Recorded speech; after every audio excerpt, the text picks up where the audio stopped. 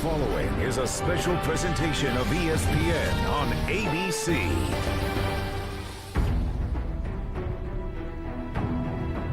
In a season founded on history and tradition, it's only fitting that the IZOD IndyCar Series returns to the Milwaukee Mile. A storied one-mile oval that has been home to auto racing since 1903 and has shared racing glory for many years with the Indianapolis 500 since its inaugural race in 1911. It's a sensational setting, a fairgrounds that has hosted a festival of speed for more than 100 years. The story of men and their machines has been written here with the names like De Palma, Unser, Voigt, and Andretti. Some of the stars of today have etched their name in the record books as well at this track, and they come again with hopes of repeating history. Or will we witness someone else emerge to shine in the Wisconsin sun? Today, over a century of speed will be celebrated with modern fame and glory at the Milwaukee Mile.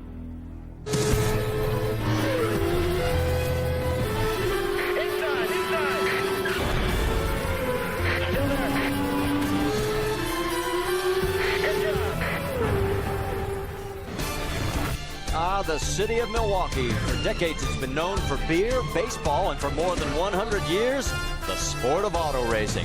And just west of town, you'll find the Milwaukee Mile. It's located at the Wisconsin State Fairgrounds. And the first race, we told you, back in 1903. That's 6 years actually before Indianapolis held its first ever event. And all the greats have won here at one time or another. And to add your name to the winners list in Milwaukee is oh so special. And we welcome you to Honda Race Day as you pull back from Miller Park, home of the Milwaukee Brewers, to the Milwaukee Mile. And yes, folks, we here at ABC are glad to be back at the Mile with you as well as we get ready to go racing here for 225 laps. J.R. Hildebrand, of course, the last time we saw him was at turn 4 at Indianapolis, and since then he's sustained an injury to his knee. More on that in a moment. Danica Patrick still looking for her first top 5 finish in the series this year. And Elio Castroneves, he's won 11 straight years at least once. Could he make it 12 years in a row with a win today? Will Power won for the first time on an oval. The second race at Texas last week. A little bit of controversy there because Dario Franchitti ended up drawing the number 28 pill and had to fight his way back and lost ground in the championship. We're going to race twice tonight at Texas Motor Speedway. We're underway. Franchitti is out in front. Dixon runs second. Franchitti wins the first of the Firestones wins. Random draw for race number 2. We're here fighting for the championship, and now Will's drawn, I think, 3, and I've drawn 28. Pure luck.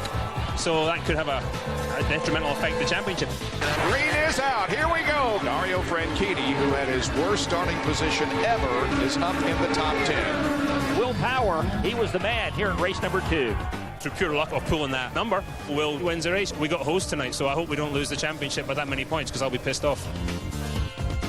Certainly some disappointment from Dario Franchitti, understandable after the events at Texas last week. A week has gone by now. How has, if it has at all, your perspective changed on what happened and how you play that forward? Yeah, my perspective hasn't really changed. You know, Randy came out and agreed with me on Sunday. He said, you know, I think we made a mistake with that one. So, yeah, you know, that's in the past. I don't think it's something we'll do again. You know, the Target team has rebounded in the best possible way, winning the pole here. You have to remember last week we won the first race as well, so it wasn't all a complete washout there. But I was definitely upset afterwards. But we'll do our best today and see if we get this Downey car, just keep it up front, because it's going to be a tough day. At a lot of racetracks, we talk about getting outside the groove and the marbles and the difficulty that provides. At this racetrack, it's the low line later in the race that becomes challenging. Why so? Well, it's a bit of both, actually, Vince. The low side, where it's got that black asphalt patch, has lost a lot of grip over the past couple of years. That used to be the bit you wanted to run on. You run on it now, you lose all your grip. Anybody that can run down there today is looking good. The other side is up on the top. You've got marbles forming all the time, so you're trying to keep that car in about a 10-foot wide strip, and everybody's going to be fighting for that same strip, so it's going to get interesting out there. Dario Franchitti starting from the pole today and still chasing Will Power in the championship. Well, for Will Power, he's been able to come here to the Milwaukee Mile and not hear the question he's been hounded with over the last year. When are you going to get that first oval victory? Will, how good of a feeling is it to come here and not have to hear that anymore? Yeah, that is a good feeling because it means I've been winning. But obviously, I didn't qualify very well, so it's going to be a busier day for us today. And let's talk about what it's going to take to dive your way through that crowd getting up. Is it going to help having the double foul restarts here to do that, or is it going to be a battle no matter what? I think it's going to be a battle no matter what. Double foul restarts can sometimes make it worse. It can make it a lot better depending on where people go. I think just looking in the past here, you got to be patient. I think people who have good cars at the beginning, sometimes go back quickly, and some you see cars going forward. So I need to be one of those guys going forward. Will Power already got that first oval victory under his belt. Now he's gunning for number 2. Marty? And let's take it the championship point standings as we head into this 7th race of the year. And you can see it's now 21 markers. The net difference, Will Power picked up 5 more than Dario as a result of what happened at Texas. Of course, Dario is going to be keenly aware of that as the season progresses. And as we come topside, we welcome everybody and a happy Father's Day to all of you out there, and to my cohort over here, Scott Goodyear. Happy Dad's Day. Thank you. All right, let's talk a little bit more about this rivalry that's seeming to be brewing between these two. I think it really is, Marty. You've got 2 great teams right now, and the best teams that are in this series right now between Penske and Ganassi, and their top drivers between Dario Franchitti and Will Power. They're going off to win this championship. Remember, they battled it last year. And just last week at Texas, obviously you look at this with Dario getting the win in the very first race, but we just saw where he finished this race in first and ended up drawing number 28 for the second race, and then Will Power comes along and wins that. Now, in this scenario, a lot of hard feelings, and they may turn around and say, you know something, hey, we just keep this on the track, but I can tell you as a past driver, it's eating inside you all the time, and you want to make up those points, and you want to beat that guy in qualifying, every practice, and especially the race. Quickly on the pressure on Power, he's starting 17th. Dario's on pole. How much is there? Well, the pressure was there to qualify up front because I asked him this morning, I said, what happened in qualifying? You're all the way back. He said, I tried to make it go faster. We put too much downforce in it on the front. The back end got light. He said we were trying for something that wasn't there. Well, we have 9 first-time drivers in this event that are making their first IndyCar start here at the Milwaukee Mile. Look at the list of first-time winners here at the Mile. Jim Rathman, Lloyd Ruby, Jim Clark, Joe Leonard Gordon, John Cock, the late Greg Moore, and a guy by the name of Rick Mears. Do one of them, the 9 I'm talking about, add their name to that list today, or is it just going to be too tough? Well, certainly they all want to, but, as a rookie here, you just really try to survive because this is a very, very tough racetrack. And as we saw Will Power say, some of the cars go to the front, some go towards the back. You can't overdrive the car here. The car has to work for you. The drivers have to communicate with engineers, make changes in the pit stops, make their car better so they have an opportunity to win here at the end. This is a tough racetrack, and all the drivers will tell you, I want to win Indy, but any other oval, as we heard from Tony Kanaan, I want to win this one. You mentioned Tony Kanaan. He is a guy who has a distinction here of not only winning here once, he has won here a total of 2 times. In fact, let's take you back to those moments as they were high points for Tony Kanaan. The first one coming in 2006 here at the Mile, and the familiar green and white colors in the second one. He backed it up the very next year as he came across the stripe first and made it look easy. Well, it's not that easy, as he'll be the first to tell you, but he is the one that has won twice here today, and he's with Jamie Little. And both of Tony Kanaan's wins here came with Andretti, but you and your KV Racing Technology teammates were super fast in qualifying. How close are you to getting your first win with this team? Oh, Jamie, it's been close a couple of times. So I think obviously this weekend I feel like it's our best chance so far. We have 3 cars in the top 6, so I'm confident. I think this track's been really good to me. So, but it's a long race. I mean, you can win a race here and lose a race here in a hurry.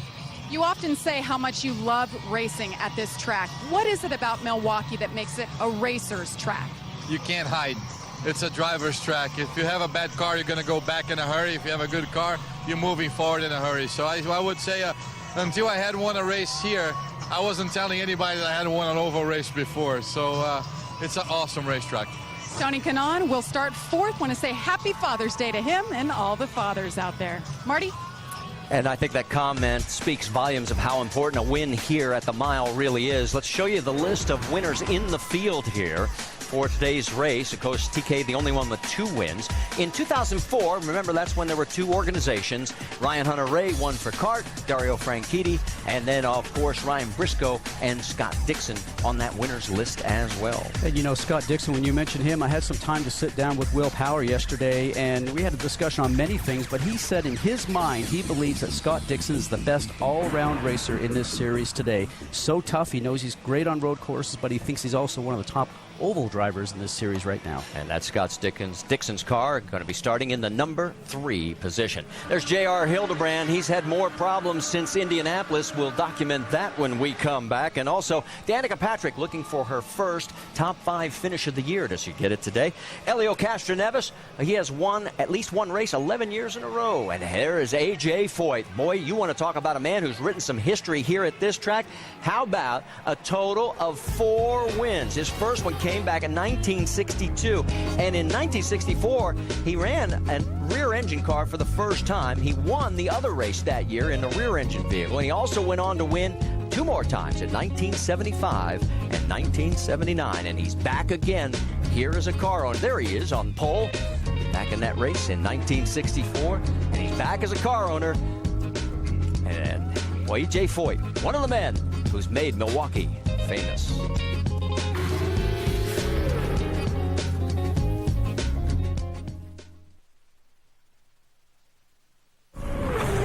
ESPN's coverage of the IZOD IndyCar Series at Milwaukee on ABC. Brought to you by IZOD. Visit IZOD.com to find the latest in IZOD color and performance. And Peak Electronics, powering your mobile life.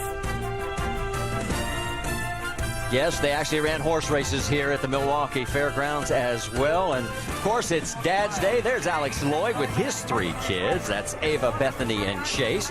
And TJ Patrick's been on our cameras a few times. His daughter, Danica Patrick.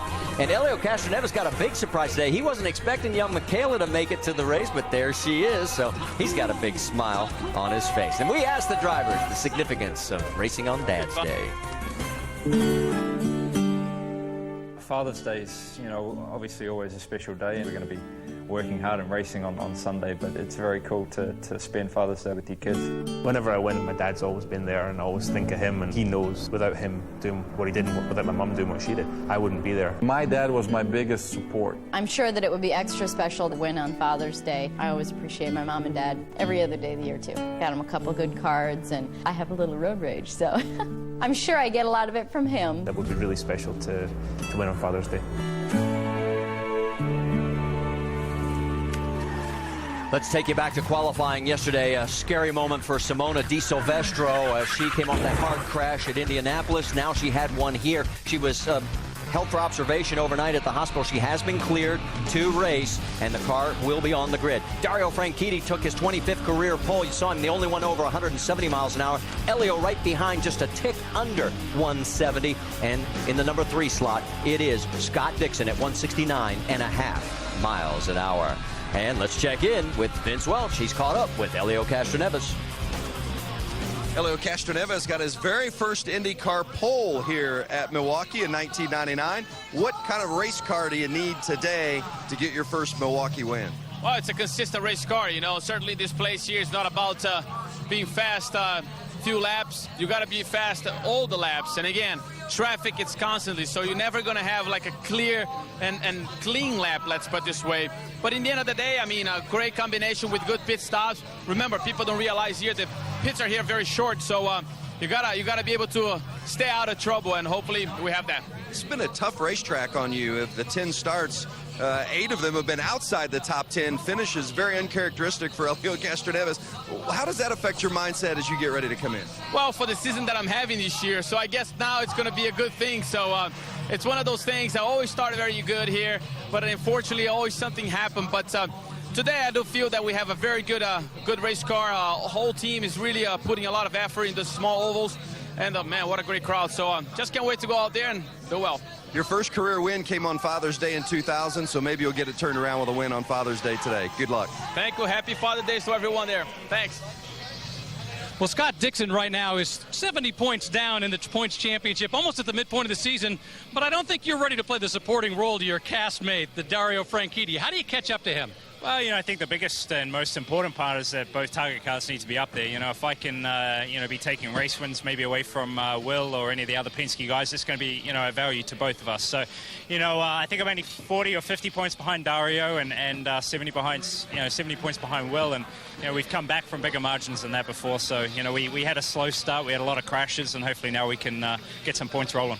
Is it just a matter of consistency, or do you, more importantly, need those wins? Wins now are going to be important. It's a big deficit to try and make up, especially when those guys are so consistent and been finishing really well. So, we've got to go for wins, but if we can't go for a win, we've got to go for second. We've got to stop, trying to get as most points as possible every weekend. But hopefully both target cars are going to be good this weekend. Scott Dixon not ready to play the supporting cast member. Thank you, Rick. Of course, Danica Patrick coming off her 10th place run at Indianapolis and an 8th place finish at the second race at Texas last race. And J.R. Hildebrand, of course, the last time we saw him on ABC, unfortunately, was when he was hitting turn 4 of the wall. Where history has long been made and will be honored today as the centennial of the Indianapolis 500 is celebrated. But the centerpiece of every team are the drivers, larger-than-life personalities who drive for the opportunity to become a legend with a trip to victory lane.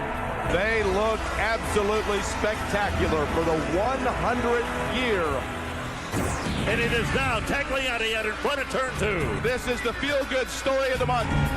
Trouble. The yellow is out. Heartbreak for Tags and for that man right there, Sam Schmidt. New leader on the track now is Danica Patrick. She is taking the lead. Hang in there, Danica. Hang in there. The fuel strategy could come into play if we have another yellow. It's getting to that point where it's very hard to figure out. Danica Patrick is about 4 to 5 laps shy on fuel.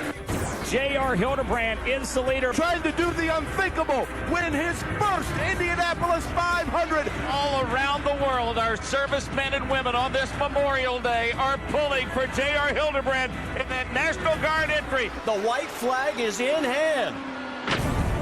He hits the wall. He hits the wall coming out of 4. Will he have enough to cross the yard of bricks? Dan Weldon is going to win the race. While he is celebrating, J.R. Hildebrand is aching. What a tremendous finish. So, JR, there's a lot of people that are probably watching this broadcast who haven't seen you since the Indy 500. How much has your life changed in the last 3 weeks since that race? I guess we've got a lot more attention, for better or for worse. But it's all been really positive. Everybody's been really supportive, and we're trying to take that and run with it for the rest of the season here. Unfortunately for you, everybody stopped talking about the 500 last week. When you injured your knee, you tore your left ACL. How will that impact the way you race today? I don't think it's going to have a big effect on what's going on out here. I mean, I'm really just kind of battling a little bit of swelling and stuff like that, but it's gone way down, and my trainers have helped me out a lot. So I think when we get to, if this was a road course weekend, I'd be a little bit more concerned about it, but I haven't had any issues in practice, so I'm looking forward to a good race. All right, J.R. Hildebrand, one of 9 rookies in today's field. He'll roll off 18. Rick? Well, drivers tend to like tracks where they've done well, and the Milwaukee Mile has treated Danica Patrick well. A couple of top 5s, a couple of top 10s. What is it that clicks well with you in this track? Hard to put your finger on it, really. I can just tell you my style, and that's that. And what I look for at a place like that, and that's a car that I have confidence in, that I can drive hard. And you have to be smart here. The tires do burn off here when you push too hard, so you got to kind of plan ahead. So maybe some of those things help. How do you conserve the tires on this thing? Because that's going to be a problem. You can't go 100% and save the tires at the same time. Yeah, that's what I was talking about. If you can't get by somebody, then you need to. I think you need to lay back a little bit. Just keeping them underneath you. You push them too hard one end to the other, and they overheat, and they're bound to give you troubles the rest of the run. So try and keep them underneath me the whole time. Do the best I can anyway. Sometimes you have to push and you can't help it. Danica Patrick has done well here. Now she wants to do great. And Danica will start 15th, and what they're all chasing, sitting in the middle of victory lane, the first place trophy that says you're a Milwaukee Mile winner. We want to thank you for joining us here on Honda Race Day. Get ready because we're going to be firing engines and going green for 225 laps here at the famous Milwaukee Mile. It is a storied state fair park. Back in the day, there was a wooden roller coaster and, of course, a dirt track that eventually was paved and then had a combination of concrete and asphalt as well. Roger Ward, the all-time winner here with 7. Michael Andretti at 5, 8 with 4.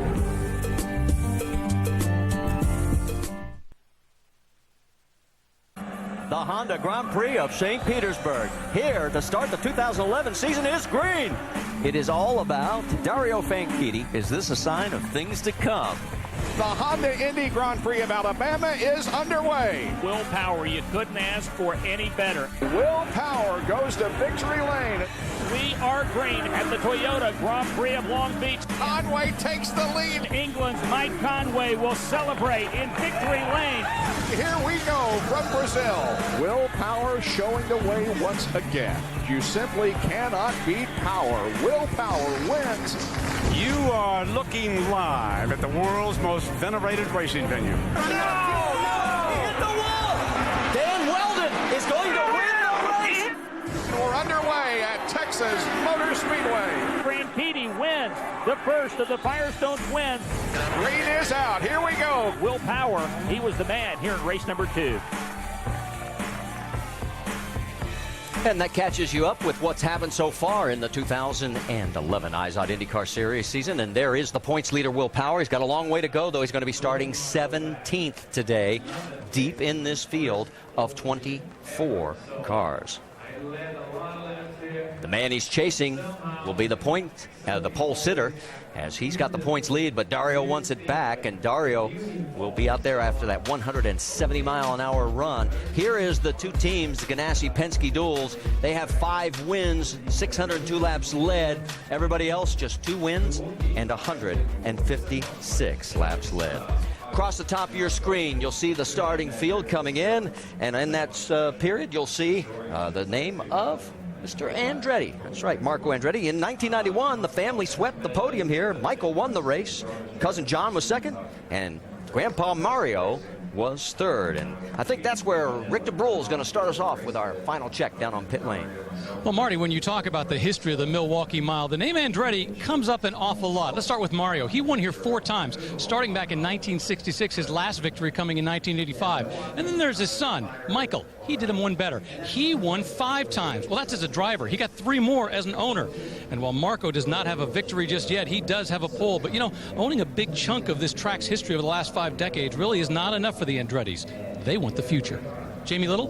Well, Rick, of the 4 Andretti cars in today's field, Ryan Hunter-Reay is the only one who's won here at Milwaukee, and he told me that race back in 2004, it was the perfect race. Started on the pole, led every lap to take the win. But it's been over a year since he's been back to victory lane, and today he hopes to change that at his favorite racetrack. Vince Welch? Dario Franchitti knows and appreciates the history of this sport, so he holds particular value in this race and this place. If Franchitti would happen to win today, he would tie Rick Mears for 9th on the all-time win list. An honor not lost on the man who hopes to continue his assault on the record books today here at Milwaukee, Marty. All right, thank you, Vince. As there is the pole sitter, there is Tony Kanaan. Now, this is the best that the KV Racing Technology team has qualified all year. There's Tony in 4th, and right behind him is E.J. Vizo. You know, that team has done a lot of work here in the last little while. With the arrival of Tony Kanaan on that team, those guys are saying what a team player Tony Kanaan is. He's rallied everybody together. He gets together with the drivers. They turn around, and they think they have something for the big teams here this weekend. And Takuma Sato is starting 5th. So they're 3rd, 4th, and 5th. And that's why Kevin Kalkoven is smiling. Let's go trackside. Milwaukee Mile race fans, are you ready? It's time for those most famous words in motorsports. Please welcome back Charles Woodson, defensive back from your Green Bay Packers. He's already strapped inside the Honda IZOD fastest seat in sports to give the command. Ladies and gentlemen, start your engines! Radio check. And 4. Radio check. Oh, yeah. Radio check. You gotta go. Okay, go ahead. Radio check, train. Copy. I got clear. Check oil. Water the car, you have a copy? V-Man, you got a copy?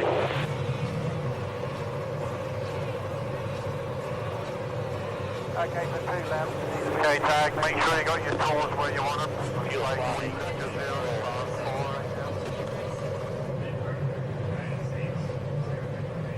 So the engines have fired on the 24 cars, and we want to welcome everybody who's been watching the NASCAR race. Denny Hamlin wins over there. Congratulations to him and the 11 team. Stay with us because we're getting ready to go racing for 225 laps around the historic Milwaukee Mile. Got a moment? Let's take a look at our GoDaddy.com rules of racing. Well, with the Honda overtake assist, the push to pass, to get 20 pushes, 11 seconds per push. That lasts that long. 10 seconds for the recharge time. Now 3 pit stops. We're expecting the drivers to try and get towards 65 to lap 70 with that. The bumpy pit lane, 60 miles an hour here, but I can tell you from driving here, it is a chore to get down this pit lane with all the bumps. We've heard many of the drivers talk about having patience in traffic, Marty, simply from the fact that if you make one small mistake here, you'll find yourself in the wall very quickly. The cars roll off. We have a total of 6 onboard cameras for you today on our 225-mile race. And from the back of the field to the front, on board with Charlie Kimboys. Charlie will start 21st in this field. Moving a little bit farther forward, in the 18th starting spot, on board with the National Guard car with J.R. Hildebrand. And then we'll move up to the 15th starting position with Danica Patrick, with the GoDaddy.com number 7. And then also in the number 6 of Ryan Briscoe, as he will be starting in the 8th position. He's in a bit different color, a little blue and black combination, so we'll keep you in tune with that. And then moving farther forward in the field, Ryan Hunter-Ray, 7th quickest in qualifying, and he is running GoDaddy.com colors, and it's going to be a little confusing because Mike Conway is running his usual livery. We'll keep you up to date on that as well. And there is our pole sitter, Dario Franchitti, as he also has an onboard camera for us. All right, there is the asphalt that we were talking about and the drivers have been talking about having absolutely no grip. And everybody's going to want to run around the top side of that black area because that's where the grip is. Now, to get past people that are in front of you, you're going to have to run on the darker color to make sure that you can get underneath somebody. The thing is, will it stick? Will you slide up the track and run into the competitor that's on the high side of you? We have spotters here. The spotters will be very busy talking to the drivers, telling them when drivers are trying to charge on the inside of them. So it'll be a very active day for drivers inside the cockpit today, not only driving, Marty, but also listening to all that chatter on the radio as they circle around here at about 23 seconds per lap. Well, we mentioned the fact that Joe Gibbs Racing won today's NASCAR race, and there's a little connection with J.R. Hildebrand. What about it, Jamie Little? Well, he told me that he actually called J.D. Gibbs this week to ask him about Denny Hamlin when he tore his ACL last week. He wanted to know what kinds of things he can do to rehab it, and he told me, J.R. Hildebrand, that is, it was very helpful. And because of what happened at the 500, he didn't need an introduction. He was able to pick up the phone, get great information, and if you remember, Marty, last year, that torn ACL, it worked out all right for Denny Hamlin. Yes, it did, as we're on the backstretch getting ready to go ring. Now, the farthest back a winner's ever started here, 25th and last, Mike Mosley, back in 1981. So everybody's got a shot as we come out of turn number 4. Pace car is pulled down to pit road. They come down the front straightaway, and the Milwaukee 225 is green.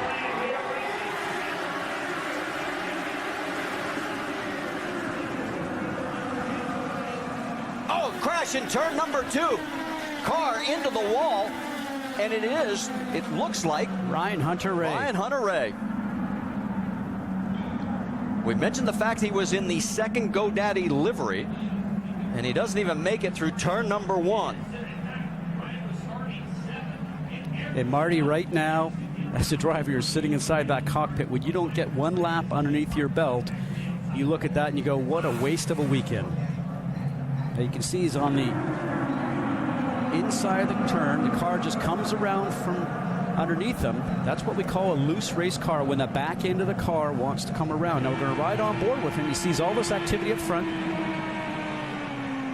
Off the throttle, not too much though, and the back end just comes around. So got to say, don't want to call it a driver error, but certainly the back end of the car is very loose. Let's watch ahead from Ryan Briscoe's car. Wow, Briscoe does a nice job just to get around. There were 2 USAC races here last night. They ran Hoosier tires, but we had a heavy rainstorm this morning that washed everything off. You can see that Ryan Hunter-Ray is Okay, so a green racetrack has bid its first victim. There's Michael Andretti, a 5-time winner here as a driver. He's looking to get San Marco to victory lane today.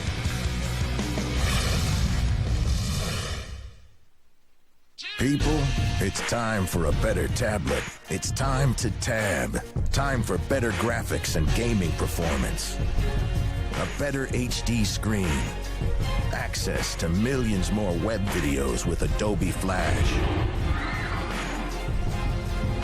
Better creating, multitasking, and connecting. The thinner, lighter, better Samsung Galaxy Tab. That's the wonder of Samsung. Is that thing getting closer? Look how high that thing's going. Look out there. Look at the debris. Give me the camera. No, just drive. I've got it. Zoom in, zoom in. I can't believe this is happening. Oh, what size is that thing? It's everywhere. Are you getting this? Yeah, I've got it. What was that? It's the National Guard. How'd they get here so fast? I don't know. Pull over. Pull over. Do you have what it takes to head into the heart of the storm? Check out NationalGuard.com. Do you have any idea how fast you were? Hey, I know you. Yeah? You're that GoDaddy girl. I love GoDaddy.com domain names, websites, hosting. Less than $1 a month. Affirmative. You know, I've always wanted to be a GoDaddy girl. Well, you seem to have what it takes. Oh, I definitely have what it takes. See what happens next at GoDaddy.com.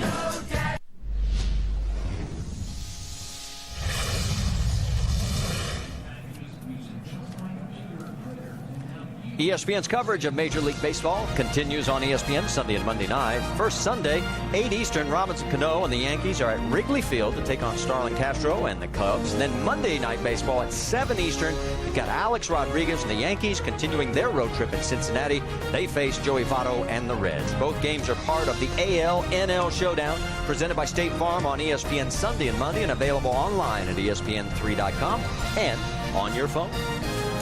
Ryan Hunter-Reay on the flatbed has that's the damage that is left from our turn 1 lap 1 crash. Let's take you on board again with Ryan Briscoe. This is a nice save. Just watch the back end of Ryan Hunter-Reay's car. Just starts to slide out, and how difficult that is for Ryan Briscoe to ride along and know exactly what to do. Now, the track is clean, Marty, because, yes, we did have the Firestone Indy Lights race here earlier, but for Ryan Briscoe, he was able to go on the high side because there's no marbles up there. If that was later in the race, that would have put him in the wall. It's not the first time that he's had to avoid disaster here at the Milwaukee Mile. Let's take you back in history to 2008.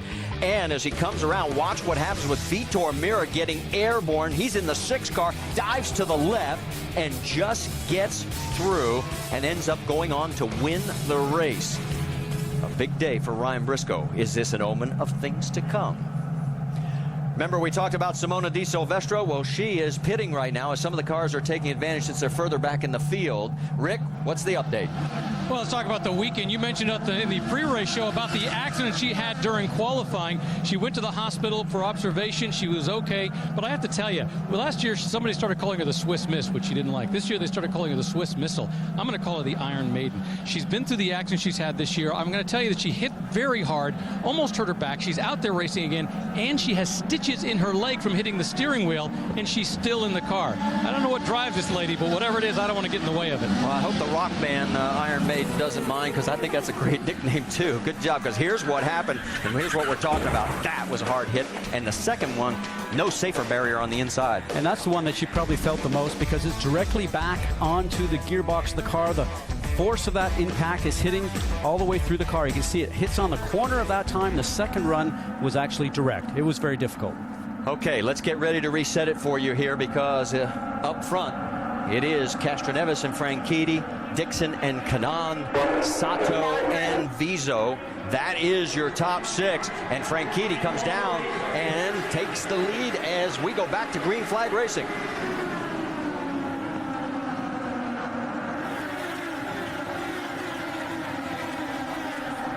Boy, he has got a rocket ship under him. He pulled away on the first start. There you see Takuma Sato. He's down underneath his teammate. That's Tony Kanaan in the 82, and they're side by side.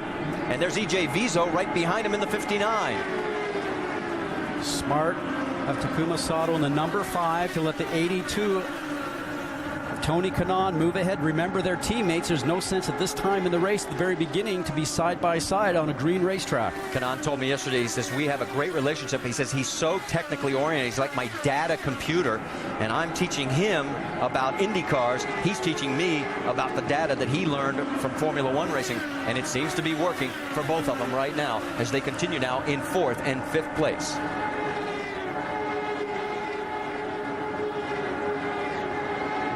Will Power and Alex Tagliani going side by side with each other as they're trying to work their way up through the field. That is 18th and 19th positions. And for Will Power, the number 12 Verizon car using the lower line. Remember, they talked about not having as much grip there. Got to be careful the car does not slide and you end up getting into the high side and taking out Alex Tagliani. Well, he actually made it work there through the low line. Vince, give us more on Will Power. Well, when you see that Will Power started 17th, you have the tendency, if you were following throughout the course of the weekend, to think it's been a bad weekend for Power. That hasn't necessarily been the case, but during his qualifying run, he had a big moment in turn 3, and that hurt his qualifying time, and that's why he had to start near the back. I talked with Clive Howell, who handles his strategy, just a short while ago, and Clive said, we don't want to get off sequence. We're racing for the championship. We're racing Dario today as much as we are racing for the win. The 12 car Power will certainly be keeping an eye on Franchitti, who is your leader. As we move a little bit farther forward, that's Ryan Briscoe and Justin Wilson, as that is 9th and 10th on the racetrack, and Briscoe starting to open up just a little bit of ground. I like the way Ryan Briscoe drives. He's a smart driver. Reminds me a lot of Rick Mears. Very calculated in what he does. Very smooth. He's got good feedback. Clear by 3. Good work. And really thinks about the whole race. I think he really divides things up and marches forward. And you can see Simona Di Silvestro now, Marty, out of the car. Rick, what's happened down there on the 78? Well, you have to understand a couple things. Number one, this car was damaged pretty severely yesterday. Last night, the crew was here working on it, trying to put it back together until 3 this morning. They really didn't have a backup car standing by ready to go. She went out, she did a few laps. They just realized the car is not where it needs to be. You can imagine how frustrating this is for Simona Di Silvestro, who've gone through everything she's gone through, being willing to go back out there. And I can tell you, every time you meet Simona, she is a cheerful, friendly person. This morning, I think this had kind of gotten the better of her. I think she was in that state of mind where she was going to try really hard, but the car just wasn't there. All right, thank you. And a tough break for Simona Di Silvestro. Let's correct one other thing. Scoring had Castroneves as the leader. That has been corrected. Franchitti has led all 15 laps here. And then we'll be back after a word from our ABC stations.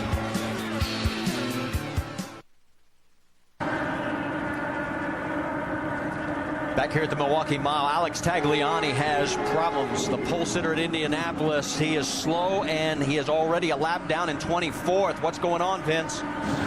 The big problem for Tagliani has just been the car that he's had to work with this weekend. Their best car, which is their best oval car, they're saving for Iowa next week because of a shortage of parts. So Alex is driving a car that has been used only for a brief test at Sebring. It is not good. It hasn't been good all weekend, and Alex hasn't been happy about it either. You can see he is getting freight train as there are 3 cars in the last 4 seconds that have gone by. And watch his steering wheel. You saw that just a moment ago. The thing is just walking itself around, and I can tell you, I've had cars like that in the past, and at this place here, there is no place to hide on this 1 mile track. You come up to the turns every about 8 or 9 seconds. That is a loose race car, a nervous race car, and what he's trying to do is just keep the thing on the track. Now it looks like he's decided, and the team has told him, why don't you come in? You're going to crash the thing against the wall. Let's go in, put a new set of tires on it, make a change. Maybe we can see if something's broken on the car, but that is a difficult race car he's driving right now, Marty. There is, on the right side of your screen, that is Dario Franchitti as he is continuing to put cars a lap down. That's Vitor Mira. He went a lap down. They're in a backup car in that A.J. Foyt machine as on the first day of practice, he ended up crashing that primary car. Vince, let's send it to you. Yeah, they just cannot find a comfortable balance for Alex Tagliani. As you guys have noted, they're going to take 2 turns out of front wing and put 4 fresh Firestone tires for Alex Tagliani and hope it helps. Well, for Alex, Vince, it may help for about 10 or 15 laps, but he wants it to go sure it goes about 55 or 60. That's what he's looking. Dario Franchitti, a 1.2-second lead over Helio Castroneves. Tony Kanaan has moved up to third. Sato has moved up to fourth, and Dixon has dropped to fifth. But Jamie Little has caught up with a very disappointed Ryan Hunter-Reay. Well, he was our first caution of the day on lap 1. Ryan, what happened with you or your race car that ended up getting you in the wall? I'm not sure what happened. It just lost the rear of the car. You know, it went into turn 1, and I went in there somewhat cautious too, and the rear just kept coming around. So it's unfortunate. It happens. I think that's the first time I've ever crashed out of an oval in the first lap. It's unfortunate. The guys gave me a great car this weekend. We qualified 7th, which is our highest oval qualifying position together as a team. So we were heading in the right direction. Unfortunately, it wasn't meant to be, and we'll have to take it to Iowa. We're really looking to represent Sundrop DHL and GoDaddy here this weekend in a great way, but wasn't meant to be. We'll keep our heads down and keep working on it. And we just got finished saying that this is his favorite racetrack. Marty, Ryan Hunter-Reay's day is over. And while you were talking to Ryan, we were watching the battle for 2nd, 3rd, and 4th. There is Helio Castroneves with a determined Tony Kanaan and Takuma Sato in the 5 right behind him. So the KV Racing Technology duo really making their presence known. Dixon 5th and EJ Vizo is in 6th. Let's get an update. Vince Welch. The one thing about Tony Kanaan, a 2-time winner here at Milwaukee, is he made the comment to me earlier today that you just never know what you're going to get out of Milwaukee, and he loves that fact. He says it doesn't matter if you're a former winner here or if you're here for the very first time. This place is a handful, and it can be a surprise. So far, it's not so much of a handful for Tony Kanaan, but the one thing that guy knows, it takes 225 laps, not just 31, to get where you want to go at the end of the day. And you mentioned it, we're working lap number 31, and they are coming up on some slower traffic. That's Sebastian Zavedra and Alex Tagliani, and there goes Helio down low. He's going to be on that slippery asphalt. Well, right now, Helio knows from his spotters and also from looking in the mirror that the guys are climbing up behind him, so he's trying to take advantage of the traffic. He does not want to get pinched out. Needs to make this move. Remember, he's on the low side where there's less grip, and he just cannot get it done. Foot back on the power, but hopefully gets the drive off of it, but it looks like Kanaan might have a better run. Still going to try, as Zavedra does not give him any room on the concrete, and he has to back off because he learned the last time, as you pointed out, that asphalt just does not have any grip. So the battle continues now, as there is Tony Kanaan right behind him. While all this is going on, Dario Franchitti is now built a 5-second lead. It's the 4th race this year that he has led. He's in control as we go side by side at the Milwaukee 225.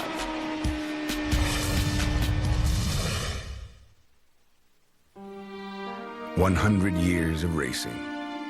To appreciate what that means, you need to start back in 1911, the inaugural Indianapolis 500-mile race. Ray Haroon won that year.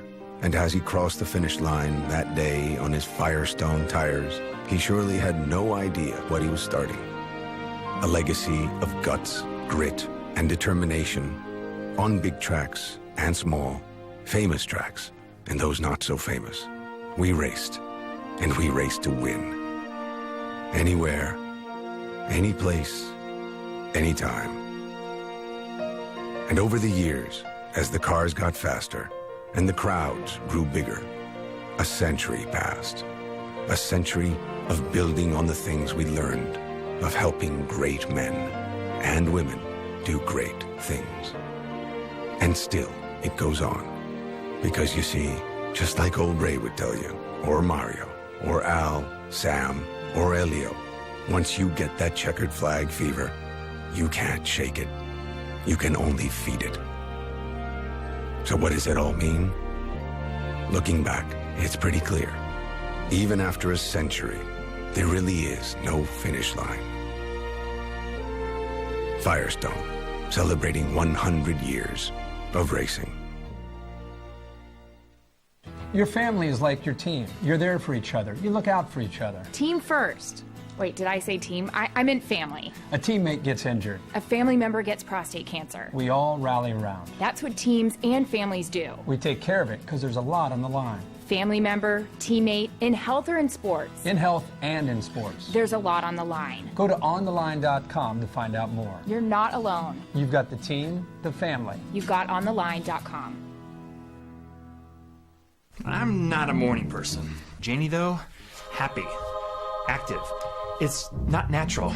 At least I used to think that. Then I found 5-Hour Energy. I couldn't believe the difference it made. Amazing. Coffee never did this for me.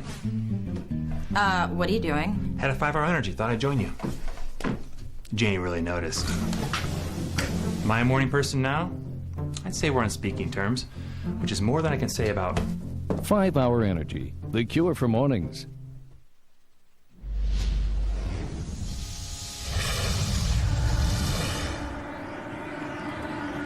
Let's check the motorsports calendar for the upcoming week. The NASCAR Nationwide Series, as we're here at Milwaukee. And the Nationwide Series Bucyrus 200 will be at Road America Saturday, 5 o'clock Eastern on ESPN. And then the next stop for the IDOT IndyCar Series will be at Iowa Saturday at 8 o'clock Eastern over on Versus. And NASCAR Now, presented by Shell Nitrogen, the Roundtable Monday at 5 Eastern on ESPN2. That battle for second place you're looking at right there, Helio Castroneves and Tony Kanaan. They've cut 2 seconds off of race leader Dario Franchitti's margin, and they have got a good battle going with right behind them by a few more seconds, Takuma Sato. Well, what Helio Castroneves has to be careful of, and now he's going to go down the inside of James Jakes, the number 18 machine. He gets cleared. He wants to make sure he gets that pass done nice and cleanly, but he didn't want to try something that would not work because Tony Kanaan would have been able to take advantage of that. Now it's up to Tony to try to get underneath. The spotter would have told James Jakes in the 18 machine that you got a car hard underneath you. Now those guys have to go off pursuit of Dario Franchitti, who has run the fastest lap of the race so far, Marty, at 163.3 miles an hour. Next best one to that's just around 161 for Castroneves. So is Dario just in cruise mode right now? We'll have to wait and see. Checking in on Ryan Briscoe as he has got 9th place right there in the number 6. And then Rahal, Graham right behind him there in the 38 as those two working their way around the far end of the racetrack. Those are new colors, obviously, for Ryan Briscoe, and that Transitions Adaptive Lenses machine. So we're still getting used to the new colors this weekend, Marty. And there's a good shot of the blue and black combination. Right in front of them, you saw Marco Andretti. He is running in the 8th spot. And right now, Marco pretty much doing the job that he needs to do. But one guy who's not doing the job is Will Power. Power is now 16th. And with Dario Franchitti now in the lead, instead of being in the lead by 21, he would be trailing by 18 right now. So Power's got to get on the horse. And you know, Marty, when we had that yellow at the very first lap, I was surprised because Power was so far back in the queue at that point in time. We ended up about 10 or 12 laps before we got going yet. Why they didn't bring him in for a splash of fuel? Because he was so far back and maybe tried to run off sequence. Well, let's talk to Will Power. We talked to him earlier about having the confidence after winning his first oval last week. Getting a win definitely gives you confidence when you're not at the track, when you're thinking about it. But I think when you're in the thick of a weekend, it's all the same. It's all about getting the most out of the car and you know, obviously having a solid race car and just working through all those little details that make you confident. Working lap number 48, and we talked about the fact that tires would start going away about this time, and we could see some pit stops here early. They can go deeper on the fuel run, but you may be giving up too much in the traction department, as we'll find out.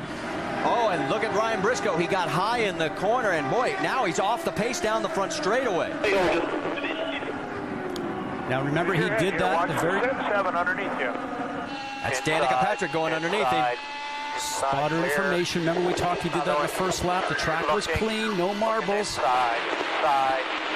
Now 50 laps, a lot of spotter information coming to him. What happens when you get up there?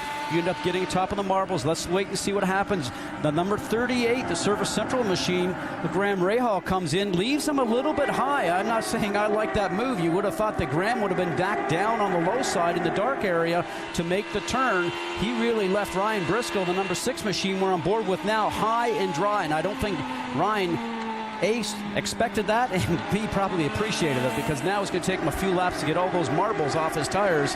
And as a driver, Marty, you'll remember that one. Briscoe drops back to 15th. That's Anna Beatrice right behind him. Danica Patrick in front of him, and Will Power has now gotten around Danica, we can tell you, for 13th. There is Scott Dixon, as he is running in the 6th spot with Ed Carpenter in front of him. And all of a sudden, look at Marco Andretti, as Andretti takes the spot away from him, just diving underneath onto the asphalt. And here's Graham Rahal putting pressure on Dixon. So the racing has been interesting. Dario Franchitti hasn't seen any of it because he's led every single lap.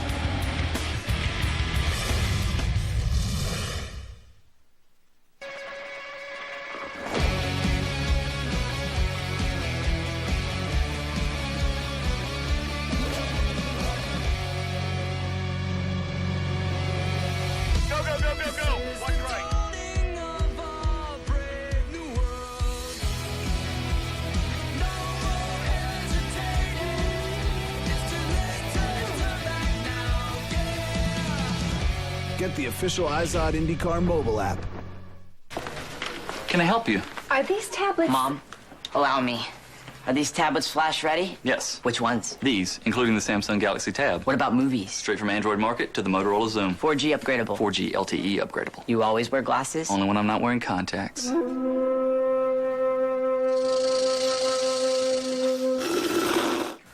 He's clean. My job's done. A wide selection of tablets at great prices from the people who know them best. Verizon. For 125 years, Sunoco's been propelling people forward to their destinations and to their victories. And as of 2011, we'll do the same for some of the world's greatest drivers as we become an official fuel partner of IndyCar. We'll fuel their victories the same way we've been fueling yours. Because winning is the greatest feeling in the world.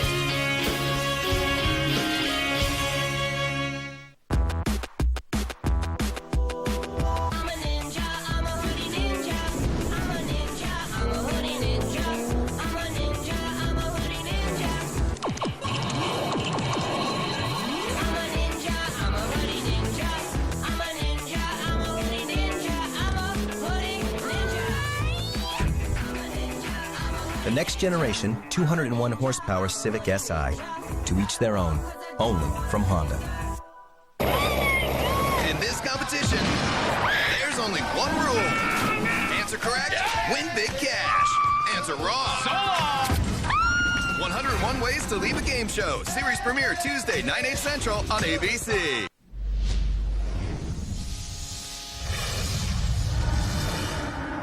Back here at the Milwaukee Mile, where Dario Franchitti's lead has been cut. I mean, his lead over Helio Castroneves is 1.1 seconds. Tony Kanaan is running third, 3.2 back, and then it's a big drop to E.J. Vizo back to fourth. Now, a good reason why that lead could have been cut happened just a moment ago. Watch this, comes upon traffic. He knows he's got a faster car, is able to get back on the gas faster, and the National Guard machine with J.R. Hildebrand comes over and tails gets into his lane. Those two guys almost hit tires. Now watch the left front going past his right rear closely. Now watch Hildebrand's right front right there. He wanted to come up high.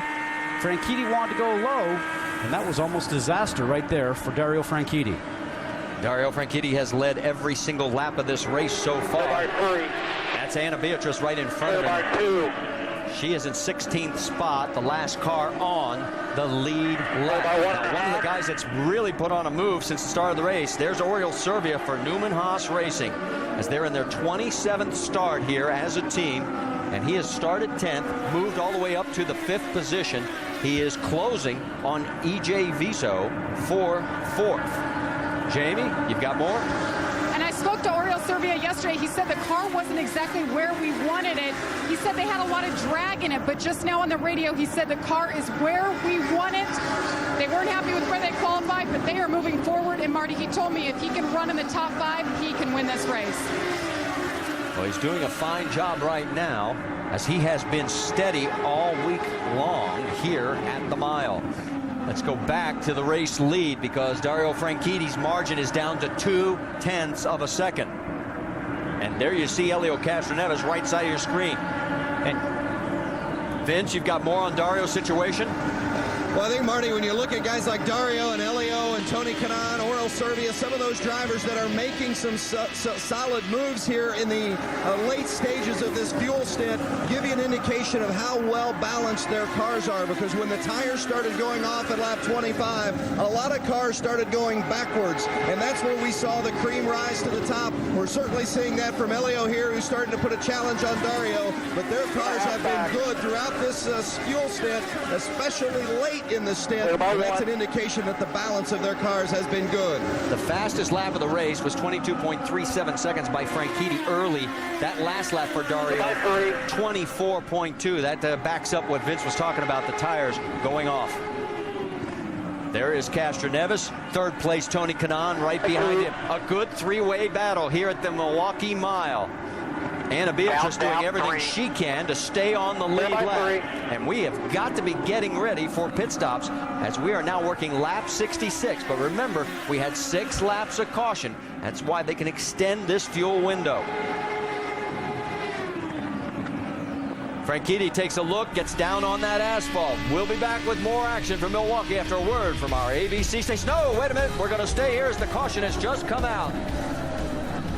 We had contact with the wall.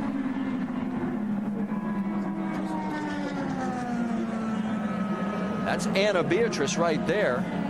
She was in the process of going a lap down, and I think it's her car that made the contact with the wall. We just got a glimpse of it. If you can stay out and pass up so we don't have to come in right now, would be good. See if you can just pass up unless the car's really hurt. Here we go back, and yes, it is Anna. And she's up on the high side. Remember, we talked about that being down in the groove area. You get up into that high gray area, and she was probably looking in her mirrors, leaving some room for the leaders that were coming up behind her, because she was getting the blue move-over flag from the starter stand. But as a rookie here, she's also raced on mile ovals before, but first time here in IndyCar, she just learned a very hard lesson. Now, she entered a closed pit, so obviously she'll have to go to the back of the field for the restart. But obviously she needed to get in and get those tires and everything checked. And we'll get ready for our first round of pit stops here under the caution, our second of the day, as we have completed 67 of the 225 laps. And it has been a dandy race. This lap, as Milwaukee usually is. You'll have to get around his guys, but Pace car brings them around turn number 4. And here they come, and we'll send it down to Jamie Little. And Elio Castroneves' best start of the year, second right here. He was closing on leader Dario Franchitti. Says the car is just a bit loose. They're going to put 4 Firestone Firehawks on there for Elio Castroneves. Vince Welch. Tony Kanaan in the middle of your screen loves his race car. They'll just put 4 Firestones, no changes. Dario Franchitti on the bottom of your screen says it's sliding on both ends. He doesn't know what to change, though, so they just gave him 4 fresh Firestones, and off they go. Issues on pit road for Scott Dixon, as they have just finally gotten him turned, and they had to even come out and jack him up and turn him into the box. Let's just have a good stop here, guys. That was fucking Sato. A huge problem, and I think we had a word on the air there that we didn't want. We apologize for that, folks. That was one of the spotters. We'll take a quick break. We'll sort it out for you after this word from our ABC stations.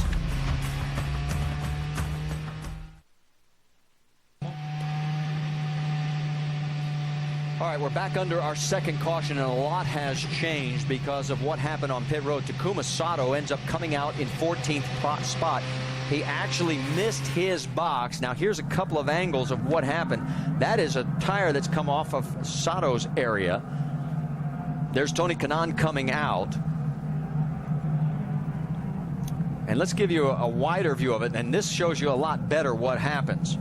Now, we're not clear if it's a wheel and tire from, you can see right now with Dario Franchitti trying to get into his pit lane, and Sato was directly behind him, so it seems like there was a mix-up there at that point in time. It looks like one of those wheels and tire combinations ended up getting hit. Now, this scenario here was Sato, as he finally finds his correct pit box, ends up hitting his crew member, and that delayed his stop and put him way back in the queue. So that's what hung up Dixon. He's now shown in 13th position. Sato back to 14th. Briscoe also was involved because of the jockeying of position. He's dropped to 15th. And Dario Franchitti, again, doesn't know what all the exciting action he's missing behind him because he's still in the race lead.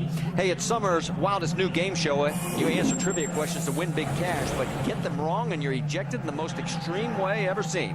It's the premiere of 101 Ways to Leave a Game Show, and it's Tuesday, June 21st, 9 Eastern on ABC. On board with Charlie Kimball, as Kimball at the tail end of the lead lap right now, shown in 18th position.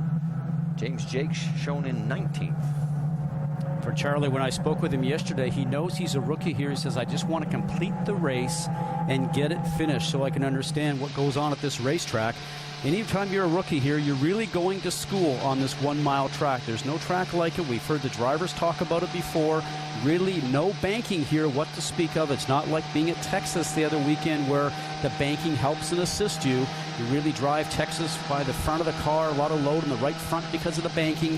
Here at Milwaukee, the track is so quick that you drive it off the right rear, and sometimes you have difficulty believing the car will be okay through the turn. Vitor Meira is out of his race car. Don't know exactly what the reason is. As we mentioned, they crashed the primary car the first day of practice, and he has climbed out of the 14 AJ Foyt machine. So no chance for victory for AJ. Now, there are several cars in front of our race leader as Dario Franchitti, and those cars have not pitted yet. Hildebrand, Conway, and Kimball. Now we talk about as we get ready for the double foul restarts. We asked Tony Kanaan about that situation and the issue. Here's his reply. It will take time to adjust, and as a race car drivers that we have no patience. Our first thought was, oh, this is not going to work, and right now it's definitely, in my opinion, I was the first one to say that I didn't think it was going to work, and then it's working.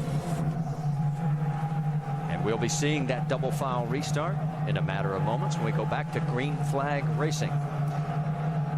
We'll go side by side as they're still making cleanup and repairs here under our second caution. Stay with us. We are not doing it. You've done racy GoDaddy commercials before. Yeah, but this is over the top. Thank you. We're here to promote GoDaddy, not be a part of some crazy stunt.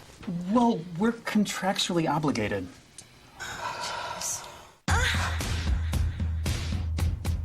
GoDaddy girls coming to set. And everybody's staring. See more now at GoDaddy.com. You lied to us. You've made a grave mistake. It's starting!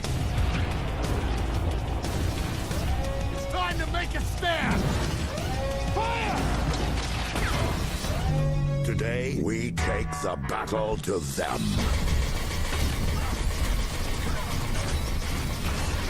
Transformers, a Michael Bay film, rated PG-13, June 29th. People, it's time for a better tablet. It's time to tab. Time for sharper pictures and better details. Access to millions more web videos with Adobe Flash. Better, easier multitasking. And better presentations. The thinner, lighter, better Samsung Galaxy Tab. That's the wonder of Samsung.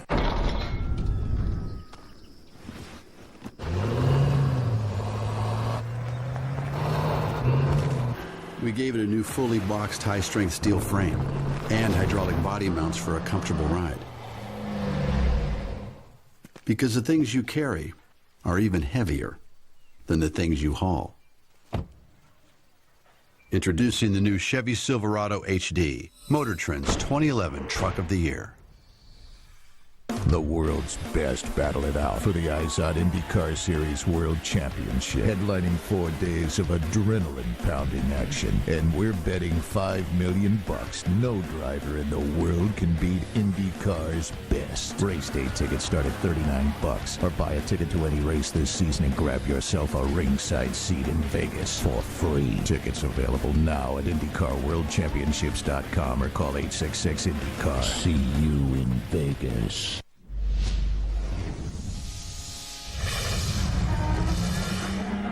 just going back to green flag racing here as we're working lap number 80 at the Milwaukee Mile. It was Franchitti, Castroneves, Kanaan, Serbia, Vizo. That's your top 5. The 4 wave-around cars are coming back out on the track, and a crash.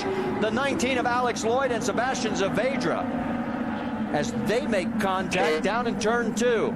And our third caution of the day quickly comes out. Alex, are you all right? No response, but it looks like both drivers are moving. And the Hamaltro safety crew on the scene. The 4 cars that took the wave around were Hildebrand, Conway, Kimball, and Jakes. We'll see where they shake out when the yellow came out. Let's go back and show you exactly what happened to these 2 that brought out our third caution. Looks like the 19 of Alex Lloyd just starts to come around, Marty, and then unfortunately for Sebastian Saavedra, the number 34, just a little bit of a loose race car, very close to what we saw with Ryan Hunter-Reay at the beginning of the race on lap 1. So they're very difficult for both these drivers because one has a car that steps out from underneath them, the 19, the Boy Scout of America car with Alex Lloyd. The 34, Sebastian Saavedra, gets taken out just because he happens to be a victim. And we're still waiting for Alex to get out of the race car to make sure that he's okay. The crew is still working. Looks like they're having a little trouble maybe with the steering wheel. Let's go back and take another look.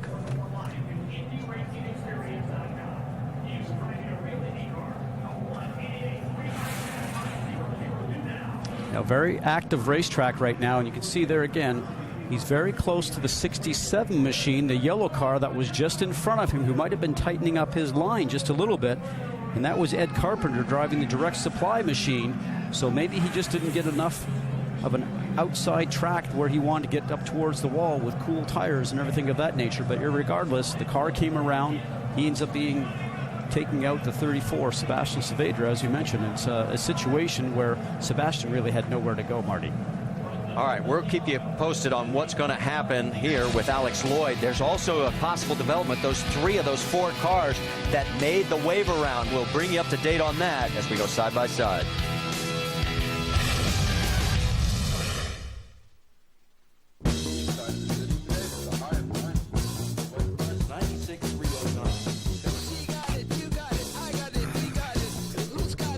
See you later.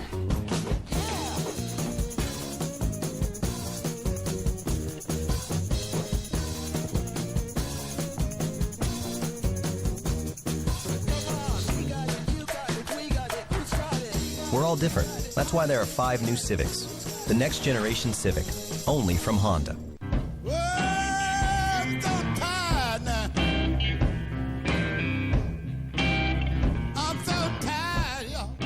Tired sucks. Not end of a long day tired, but middle of the day. Places to go, things to do, deadlines to meet, but all I want to do is close my eyes tired. 5-Hour Energy fixes tired, fast. One shot, back to work, problem solved. 5-Hour Energy, fix the tired. At Mothers, we come up with innovative solutions to common car care problems, like yellow clouded headlights. They're unsightly, and the reduced light output is a serious safety concern. Mother's Powerball for Lights is a revolutionary product. Restoring headlight clarity may seem complicated, but it's not. Powerball for Lights is quick, inexpensive, and easy to use, even on severely damaged headlights. Restore, maintain, and protect. Mother's Powerball for Lights Headlight Restoration Kit. Wednesday nights this summer, see what lies beyond belief. From miraculous interventions to battles with evil. And on the premiere, see twins who are connected by a mind-blowing kind of ESP. Primetime Nightline, Beyond Belief. Wednesday at 10/9 Central on ABC.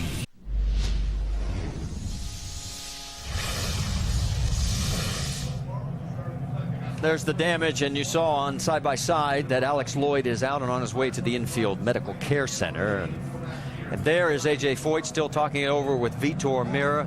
And we talk about the fact he's won here 4 times as a driver.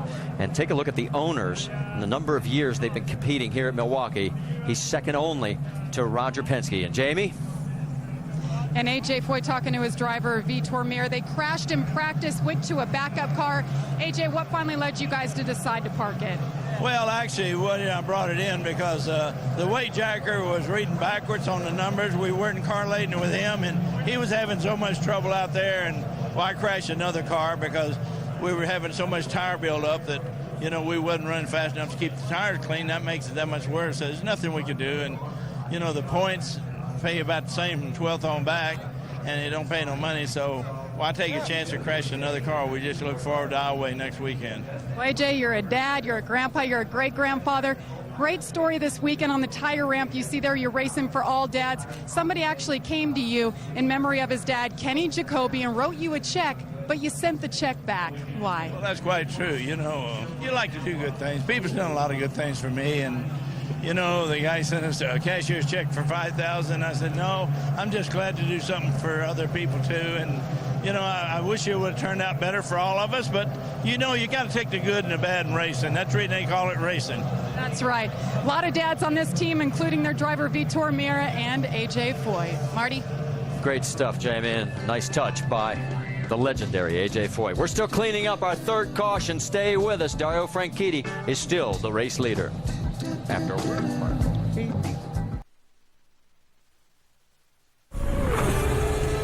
ESPN's coverage of the IZOD IndyCar Series at Milwaukee on ABC. Brought to you by GoDaddy.com. Domains, websites, and everything in between.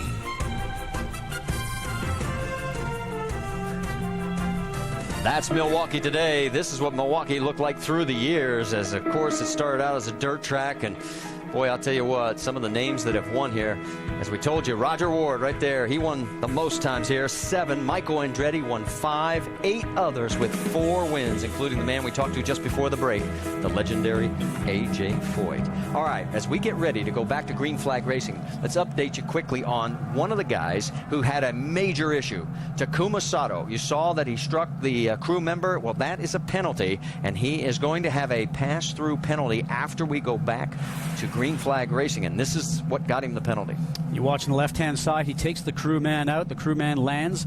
Obviously, a lot of safety going on now because they have a helmet on. And Vince Welsh, you have more? Well, Takuma Sato is going to come in and just get a top off of fuel. Then he will go back out, and when the green flag waves, that's when he must serve his drive-through penalty for striking Ryan Sandlin. Sandlin, the outside tire carrier, saw him being struck. He is okay, no injury from that. It's been a difficult week all the way around for Takuma Sato. Of course, it's Father's Day here in the U.S., and it brings a heavy heart for Sato, whose father passed away on Wednesday at the young age of 62. In fact, Takuma wearing a black armband today in honor and memory of his dad. So racing with a heavy heart, and certainly the weekend of racing hasn't gone all that well for him here today at Milwaukee. And we send our condolences as well to Takuma Sato and his family. Now there is Mike Conway. Now he is taking advantage. Now he is one of the 4 that took the wave around before this third caution came out, and he was the only one lucky enough to be in front of race leader Dario Franchitti when this third caution came out. So he is back on the lead lap. Hildebrand, Kimball, and James Jakes are still 1 lap down. As we get ready to go green flag racing, it'll be Franchitti and Castroneves. Franchitti down on the low side, then Kanaan, Servia, Andretti, Vizo. That's your top 6. And you heard it. We're back to green flag racing here at Milwaukee. Another great restart for Franchitti. Boy, he just opens up a big margin. When he's got fresh tires, look out. Able to put what we call power down, put his foot on the gas, no tire spin, and accelerate away out of the turn. A couple of lap cars that everybody's dealing with up the front there. You see a lot of guys that are not on the lead lap, sort of in the mix of things. On the top side of your screen right now, the number 4, J.R. Hildebrand. That was Charlie Kimball as he was almost came down on the 82. And here comes Takuma Sato. We'll tell you he is serving his pass-through penalty as we speak. You have to hustle. You heard him say he's going to have to hustle. He's just exited pit lane. Okay, bud, get going.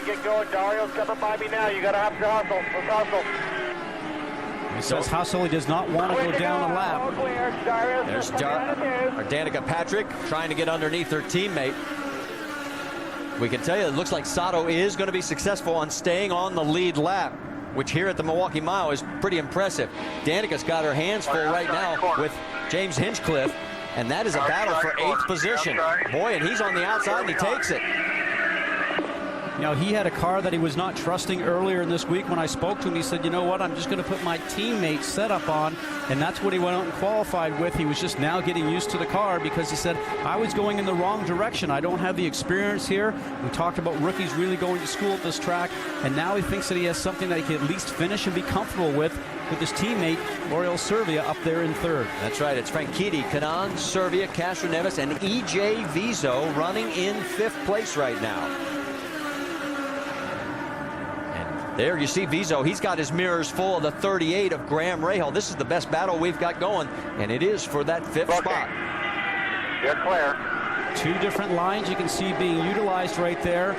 And for Rahal, he ended up getting a little bit of dirty air coming off the turn. Maybe he had to get out of the throttle just a little bit. It allows the opportunity for Marco Andretti in the Venom Energy machine to have a look at it. And right now, he's trying to make that pass.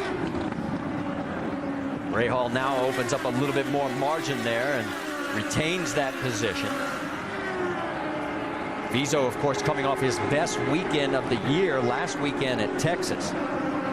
Talked to Jimmy Vassar earlier in the week, a co-owner of the team. He said the best part about that whole deal, every car went back on the trailer in one piece. They've had a lot of crash damage. Here goes a pass by Graham Rahal underneath. Now he's on that very slick asphalt. Whoa, he rides up. Look out.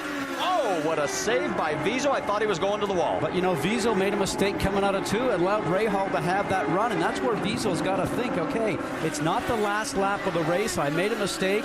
Let him get past, and I'll collect myself and go on past and try and catch back up to him. Now he came a little bit low coming out of 2 to try and stop the run of Marco Andretti in the 26 machine. Marco pays the price for it right now.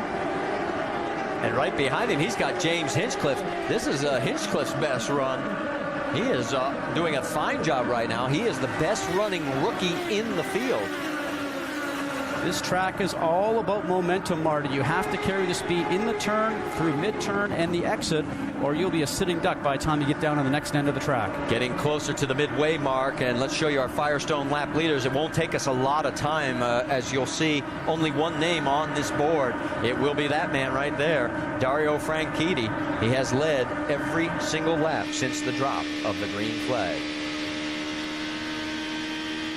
Both Scott Dixon and Dario Franchitti. 3.4 back with a lap car between you. Talking about Tony Kanaan being 3.4 seconds behind them, but talking to both Franchitti and Dixon the other day and talking about the colors of Dario's car, who we ride along with right now. And Scott says, yes, it's the Downey machine. It's a soft and cuddly car. I think that maybe Scott Dixon thinks that he wished he'd be in the soft and cuddly car right now. Well, just to update you, Will Power is running in the 13th position right now, and the points would swing with Dario taking a 15-point margin unless Power can gain more ground.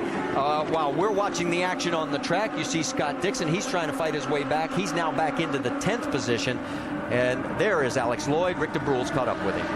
Yeah, standing by with the very obviously disappointed Alex Lloyd. And you say you're not really sure what happened. No, I mean, we had contact with JR at the beginning of the race, which was my fault. I came up, I didn't know he was on the outside of me, and I came up into him, and that hit my right rear. And we had a huge vibration during that first stint. I was hoping it was something to do with the tires, and I don't know, honestly. We changed tires. Obviously, it just got started then. Somebody told me Ed may have come into the side of me. Again, I have no idea. All I know is we got loose, and I caught it once and then couldn't catch a second time, and then unfortunately, we were in the wall and we took Sebastian with us, which was a shame. But it's disappointing for the Boy Scouts guys. It was a big hit that we didn't need. We were having a bit of a tough start to the race, but we were hanging in there, and I think if we could have continued to hang in there, we could have had a decent result, but not to be. Alex Lloyd out of the race. All right, it is on the left side of your screen to see the nose damage on the number 9 of Scott Dixon. And usually what ends up happening with that, if it stays there, then he can maybe make some adjustments inside the cockpit for that with his roll bars, and also has what we call a weight jacker to move some weight on the front wheels from left to right or right to left. He can probably adjust for that. If it comes off completely or starts to drag in the ground, he'll probably have to come in and change it. That will certainly cost him time on the racetrack. You're on board with Danica Patrick. She's running right in front of the number 9 as she's 9th. He's 10th. They're all chasing Dario Franchitti at lap 108.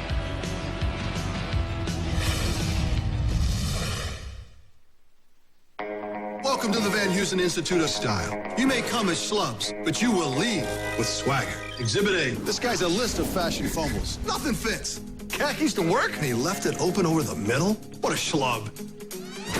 Exhibit B. And B is for beautiful. Man, this is style in motion. That's beautiful. Picks a perfect pattern. It's a great combination. And that's a playmaker. Style is a statement, gentlemen, and a statement we will make. That's beautiful, man. At the Indy 500, drivers put complete trust in their cars. But when you're out on the road trying to make it to work, are you sure you can trust your motor oil? Put your trust in Peak Performance Motor Oil. Formulated to protect against thermal breakdown, Peak is the only motor oil tough enough to be the official oil of the Indianapolis 500. Whether you cover 500 miles in a few hours or it takes hours to get to work, you can count on Peak. When you peak, you win. People, it's time for a better tablet. It's time to tab. Time for better graphics and gaming performance. A better HD screen. Access to millions more web videos with Adobe Flash. Better creating, multitasking, and connecting. The thinner, lighter, better Samsung Galaxy Tab. That's the wonder of Samsung. Story about a man with a car and a job, a wife and a kid, and his name is Bob. Just a regular guy with a regular car, but it's what he rolls on that makes him a star. Stone, Firestone. That's Bob's story. He ain't no liar, because everybody knows the legends ride fire. Stone, Firestone. Legendary drivers need legendary tires. Get a $50 Firestone MasterCard prepaid card by mail when you buy a set of 4 eligible Firestone tires.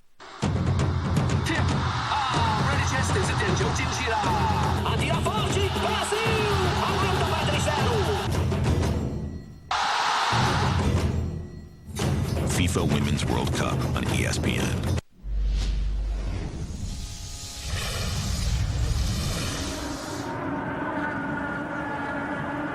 Back here at the Milwaukee Mile, 7th race in the 2011 IZOD IndyCar Series. You see, that was Scott Dixon trying to get around the lap traffic of J.R. Hildebrand. His teammate up front, Dario Franchitti, leads by 0.7 of a second. You see that Dixon has now cleared that lap vehicle. In second place, it is Tony Kanaan, and all of a sudden, Kanaan shoots around the number 10 and takes the lead. So our first lead change right after the midway point. Dixon, or I should say Franchitti, has clinched the 2 bonus points for leading the most laps. But all of a sudden, Tony Kanaan, a 2-time winner here at Milwaukee, shoots past Dario Franchitti. And again, it's as we're getting into this run, the tires seem to go off quicker on that number 10 car. And I think we saw a little bit of that in the first segment when we had a long run. It was Elio Castroneves at that time, seemed to be able to gain a little bit closer to the backside of Dario Franchitti. And in that scenario, it looks like maybe their long run is not as strong as what they would like it to be. Now, they will start thinking what they need to do to change that car to improve it for this next pit stop to hopefully help Dario Franchitti be able to keep that car at pace throughout his whole fuel run. You saw the 82 go around Takuma Sato as that puts Sato a lap down. 14 cars now on the lead lap. Let's go on board with Franchitti. See what happened here. Hear the throttle. He's off of the throttle, Dario Franchitti. You're riding on board with him right now. Had to go down a gear. Clear by 1. Looking inside. He's inside. Inside. All clear behind us. Boy, he made it stick on the asphalt, too. Yeah, and great information from the spotter, too. But you can really see how slow Franchitti was coming out of 2. Down a gear, off the throttle. And that really allowed Tony Kanaan to really surge forward. Remember when the 27 of Mike Conway got that lap back by the wave around and was able to stay there before the third caution came out? Well, he just went a lap down again. So now Will Power is next in line in 13th position to go 1 lap down. Wow, who would have ever thought that you'd be telling me that right there? You know, when I talked to Will the other day, he said the thing that they are having a little bit of difficulty with in his mind is consistency. Consistency at all the racetracks, consistency from all the different style of tracks that they have, and he said, you know, if anything's going to hurt us, that's going to hurt us. For Tony Kanaan's second consecutive race that he has led, he only led 3 races all of last year. And, of course, that was when he was driving for Andretti Autosport. And he talked to us about the changeover to KV Racing Technology, his new team. Sometimes you don't realize, but we all need a fresh start. I think it was healthy for the team, for Michael's team, and was healthy for me. Although it broke my heart when we had to go apart, and I know it was tough on them too. Well, he has opened up a 1.9-second lead over Franchitti. Serbia is third, 3.5 seconds behind the front runner. Then it's Castroneves and Rahal rounding out the top 5. Plus 2 seconds to Dario, 2 seconds to Dario. There's the fathers in the field. Now, a couple of them are already out of this race, Vitor Meira and Alex Lloyd. But why don't we do a Father's Day up to field? And let's start off with the man who's running up front, Vince. Well, Tony Kanaan, a proud father of son Leonardo, 4 years old, lives in Brazil. They're going to be hooking up in Toronto soon, but let's go back to Marty. We got a crash. And in turn number 4 of Milwaukee, is this deja vu for J.R. Hildebrand or what? Now, Marty, he was obviously having Tony Kanaan go past him. Was it one of those scenarios where he ended up being just on the high side, getting those right side wheels into the marbles we talked about before? You can see team owner, chief operating officer, John Barnes, a little disappointed, headset off, and he knows the day is done. JR was 2 laps down at the time, running in 19th. Let's go back, take another look. You can see on your left-hand side, the 82 machine, Tony Kanaan has just gone past the National Guard car, and he's just a little bit high up on the ground. Now watch here, on board with J.R. Hildebrand. Just turns in a little bit too late. That right side gets into the light gray area, and bam. No opportunity. As I always say, you become a passenger at that point in time. It seems like eternity when you're sitting in the car. Happens very quickly. Had that happen in my career. An ugly feeling. Not to bring up a sore subject, you drove for John Barnes.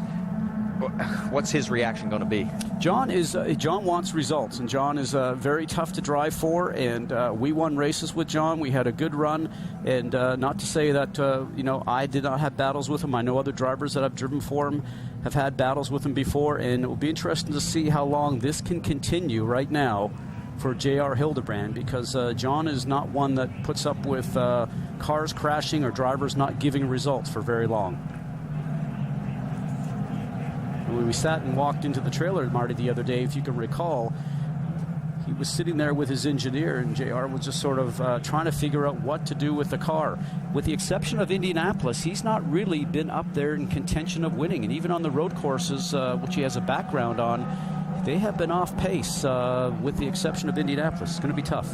Our 4th caution is a huge break for points leader Will Power. Remember, we told you he was in 13th. He was about to go 1 lap down, and now the caution cam comes out, and so we'll have a round of pit stops here with 125 laps complete.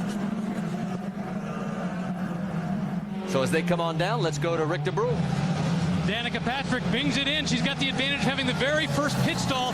No problem getting in, but she will have to worry about Justin Wilson's car to get out. She's been working hard smoothly to take care of her tires. She's very happy with it. Jamie? And Oriol Serbia in the number 2 car. Fill it up. 4 tires, much more progressive this time. Vince. Franchitti, bottom of his screen, took some front wing with 4 fresh Firestones. Tony Kanaan, no changes. That's how good his race car is.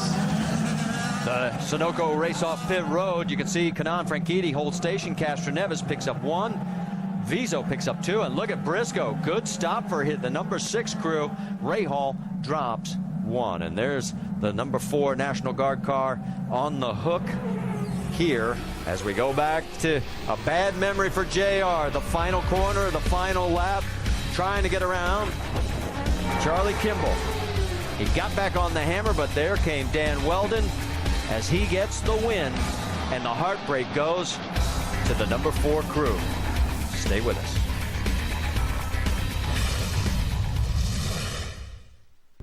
In IndyCar racing, it's all about speed, and the action happens in the blink of an eye. So you need something that helps you keep up, like IndyCar Mobile from Verizon. It led to keep pace with in-race audio, up to the second leaderboards, highlights, and even driver tweets. Download it now! Before the season passes you by!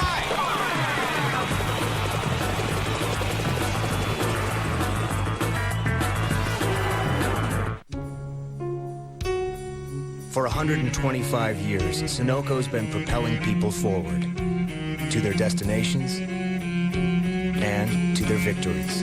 And as of 2011, we'll do the same for some of the world's greatest drivers as we become an official fuel partner of IndyCar. We'll fuel their victories the same way we've been fueling yours.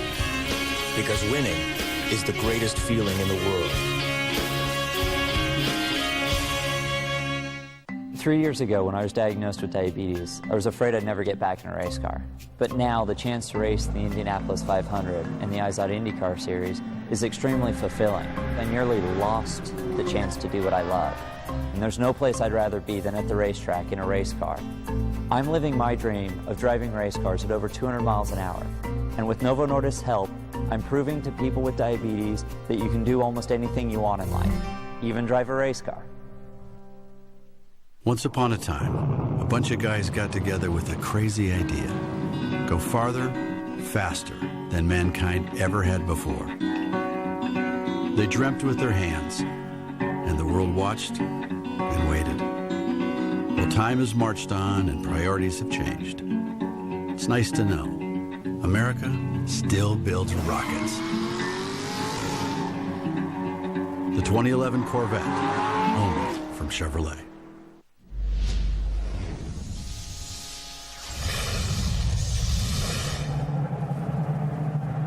Back here at the Milwaukee Mile, there is Oriol Servia. Remember, he was in 3rd place coming in. He is in 12th place, and here's the reason why. Now watch, the left front tire changer will be the right front to us. The tire is going to come off.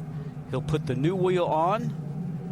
Then he goes to with his wheel gun and puts the wheel gun back on. Watch him hit the button, though. When the car goes back down, back up, he'll hit the button. That's a two-way gun, and I only suspect that maybe he didn't hit the button when he took the first wheel off. It's something the wheelman has to do, so the gun will go in the opposite direction to put the wheel nut back on. Cost him 9 positions, and he's going to have to fight his way back. He'll line up right alongside Scott Dixon.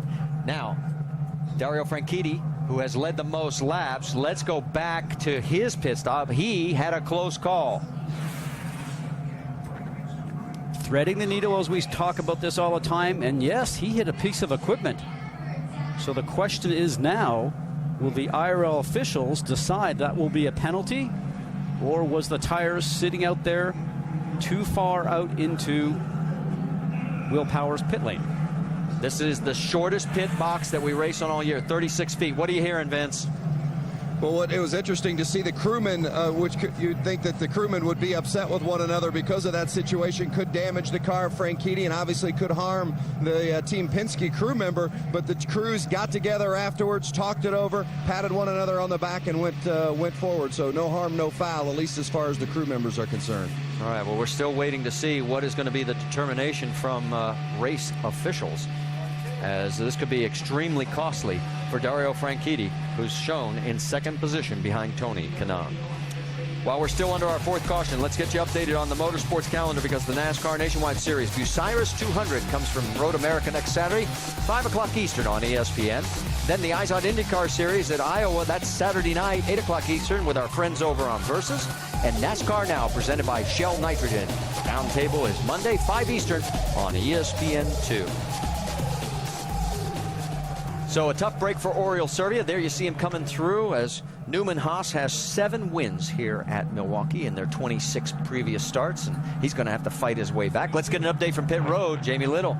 Well, somebody to keep an eye on is EJ Viso. After struggling this year, 3 DNFs, he's having his best weekend so far, coming off 2 top 10 finishes at Texas. This team is fired up. They put off some great times today during their pit stops. EJ has a great car. They think they can get the job done. These KB cars are something to watch today, Marty. All right, and we have just been told from race officials there will be no penalty to the 10 car. No penalty.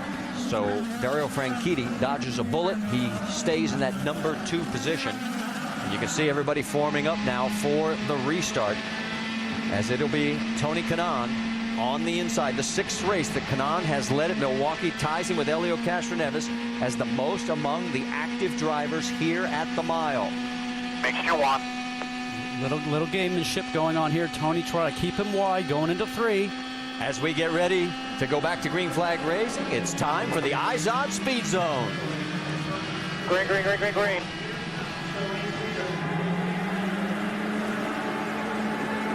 We talked about the acceleration of the 10 car with Dario Franchitti.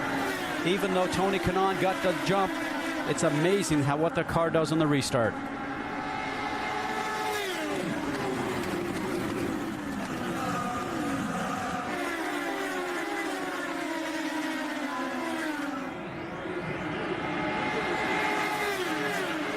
So it is Franchitti, Kanaan, Castroneves, Vizo, and Rahal now in 5th, and Will Power and Dixon going after each other. That is 11th place on the racetrack.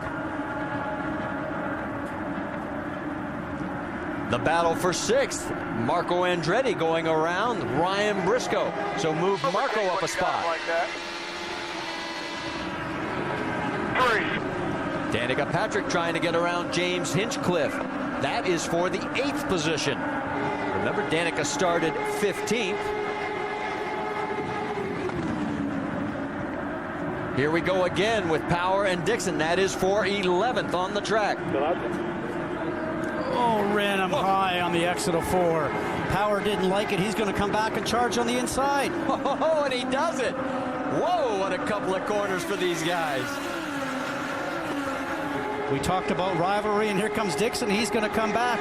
This is brewing up this season, guys. Penske against Ganassi. It's so close. Man, drove it. I thought the wheels were going to touch on that one for sure. This is going to get better, guys. I tell you, as it goes right now. Serbia right in front of him. All he can do is glance in his mirrors and say, thank goodness I'm not in that mess. He's trying to pull away from him, but here comes the 12 of Will Power. If you're wondering about the points championship, Power came in with the lead. If he doesn't move up farther, he could be as much as 13 points back as it stands right now. Looking now at the 4th place battle. That was Vizo and Rahal. Vizo in the 59, Rahal right behind him.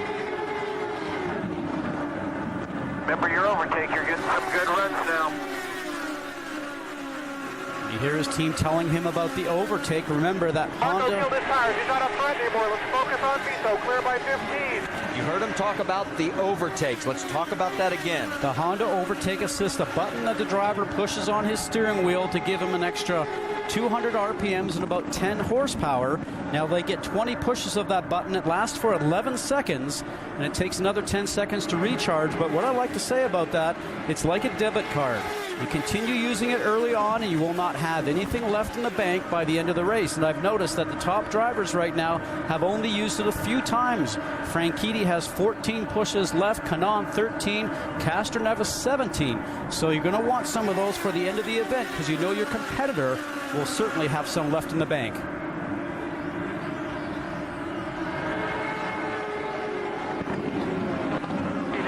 You're to go to the power sooner. You're running fast laps, dude. You're as fast as Tony is. Just we need to work on timing your passing, getting close to people. Interesting comment from the team there. He's got the speed, but he's just got to do a little better job sizing up his competition. Absolutely. Timing the pass. It doesn't matter if you're driving Indy cars or Firestone Indy Light cars or go-karts. You have to set them up in turns 1 and 2 to be able to get them in 3 and 4. Time your pass so you have the momentum, you have the speed on corner exit down the straight, and surprising going into the next turn. Well, Vizo's best finish here was back in 2008. He came home in 8th. The guy chasing him, Graham Rahal, back in 2009, finished in 4th. So they both can get around the Milwaukee Mile. But the guy they're all chasing right now, Dario Franchitti. We'll be back after a word from our ABC station.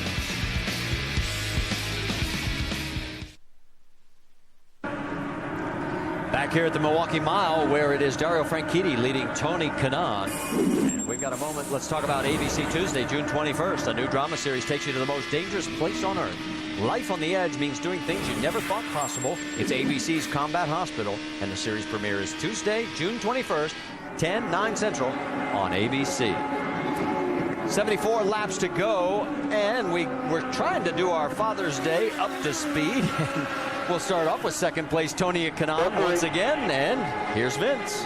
We'll see if we can get a little further through it this time, but we had mentioned before that Tony does have a son, Leonardo, lives in Brazil. They look forward to being together again at Toronto, and maybe they'll have a victory to celebrate because Tony Kanaan certainly has been good and continues to stalk Dario Franchitti here today. Jamie?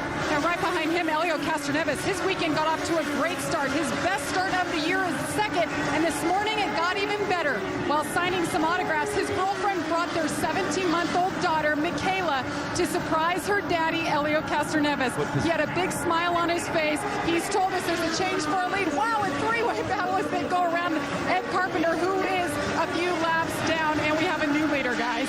And we'll get back to that Father's Day up to speed. Somebody out there just doesn't want us to be able to get through all the dads today that are out racing on the track. But Tony doesn't mind. He's a dad, and he's got the lead again. Well, and you know, we talked before about as the run goes on, it seems like Tony's car gets a little stronger. Dario's maybe falls off just a little bit. All right, as he continues to pull away, and let's go back to Vince with Scott Dixon in ninth.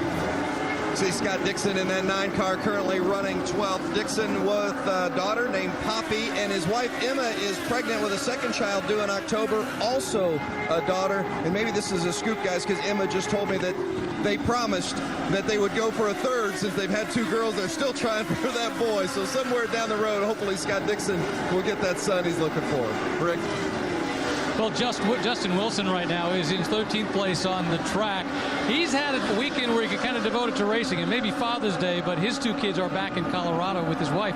I did talk about his dad, though, before we started the race, and he was saying his dad has a company sort of similar to Safety Clean, deals with solvents, and it was an important part of his life, of course, in getting him into the car and his whole family into racing. Vince?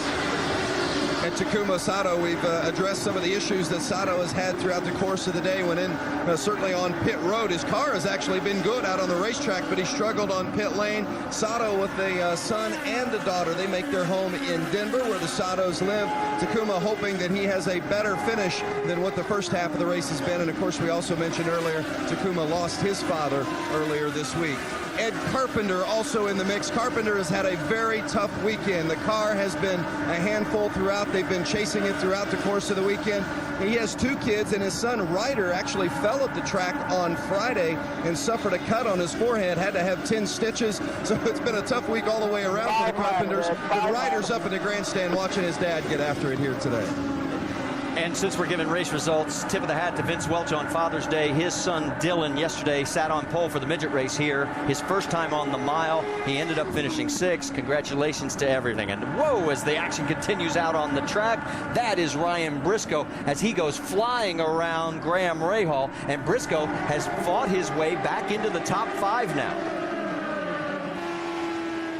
So as we are working lap number 160 of 225, we're going to take you side by side. It's Tony Kanaan in front by 0.3 of a second.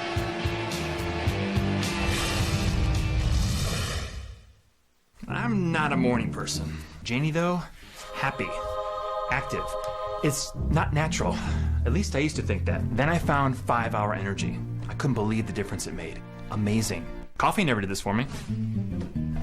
What are you doing? Had a 5-Hour Energy. Thought I'd join you. Janie really noticed. Am I a morning person now? I'd say we're on speaking terms, which is more than I can say about 5-Hour Energy, the cure for mornings. This year, I was selected as a hometown hero to come down here and represent the National Guard, and it's just been a great experience, an incredible pleasure. It's kind of a dream come true, you know what I mean? The line is much longer for the hero than it is for the drivers. Get 15 seconds of fame, this is the best place to have it. The commitment that they make is so much far superior than anything we could ever do to honor them. This week's hometown hero.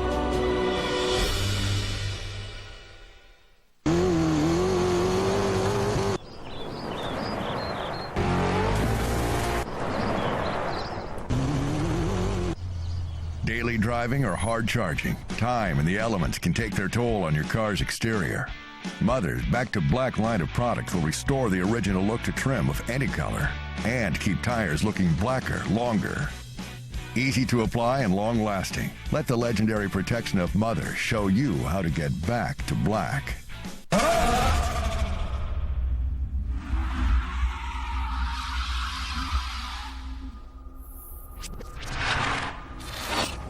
There's a reason why. In 6 years of powering every car in the Indianapolis 500 race, not a single Honda engine has failed. It's not the parts we make them from. It's the part we put in to every Honda. Bob, you're a big Eyes Out IndyCar Series fan. What can IndyCar Nation do for you? Driver autographs. Yeah, we can do that. Really? VIP access during race weekends. That's easy. Exclusive web video for real IndyCar fans. Not a problem at all. Can I have your helmet? Join for free today by clicking on IndyCar Nation at IndyCar.com. Nice try, Bob.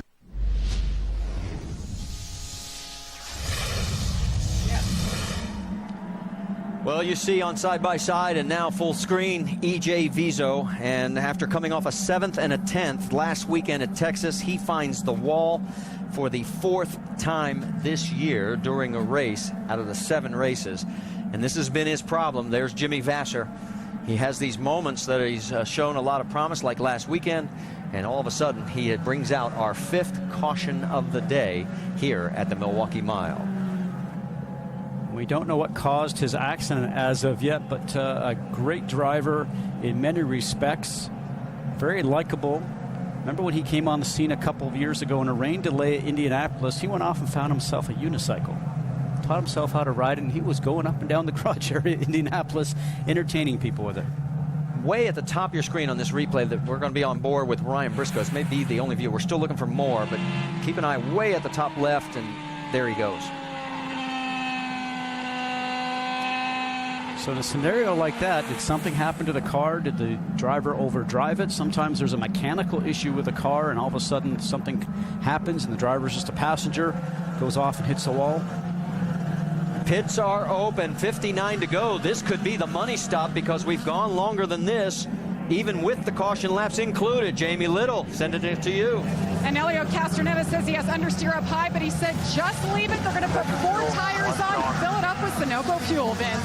Tony Kanaan in the middle of your screen, no changes. The Sport Fresh Firestones, they haven't touched that race car today. Dario Franchitti on the bottom of your screen says the car's a little bit tight. They're going to give him a half a turn, a front wing, and race it off pit lane. Wow, and the race off pit road. As you can see, Castroneves picks up 2. Kanaan drops 2. Hinchcliffe. And boy, James is making his presence known. And Will Power, boy, did he need a big stop. Ryan Briscoe lost a half a dozen.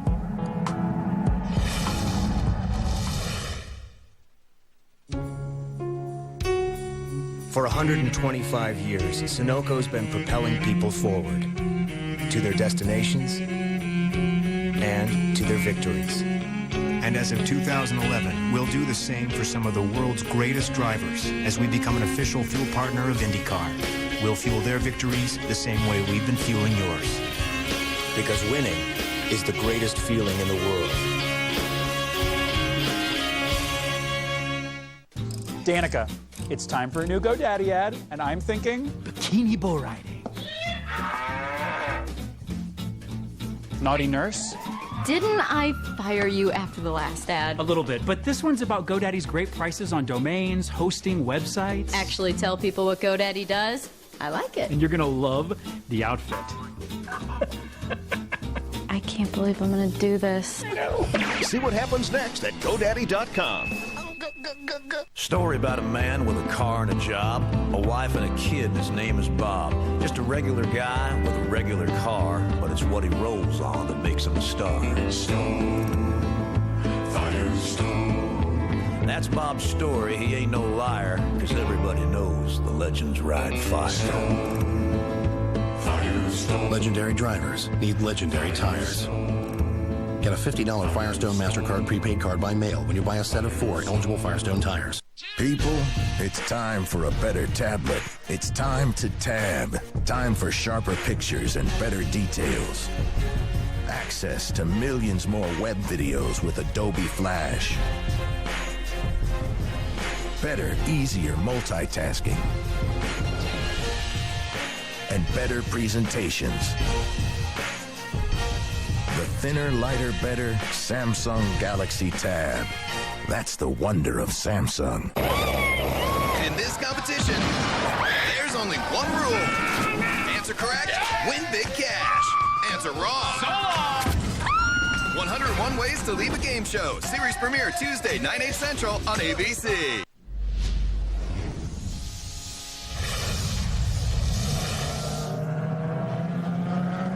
ESPN's coverage of Major League Baseball continues on ESPN Sunday and Monday night. First, on Sunday Night Baseball, 8 Eastern, we've got the Yankees at Wrigley Field to take on the Cubs. And then Monday Night Baseball at 7 Eastern, the Yankees continue the road trip into Cincinnati. They go up against the Reds. Both games are part of the AL-NL Showdown presented by State Farm on ESPN Sunday and Monday. It's available online and at ESPN3.com and on your phone. We're checking in on Ryan Briscoe because he lost a half a dozen spots on the track during that pit stop. It's easy for me to say, and it wasn't easy for the crew, and we'll show you exactly what happened. Well, this scenario comes in, he hits his mark perfectly. All the crewmen go to work, and you'll see the jack man. The air jack is starting to go in there.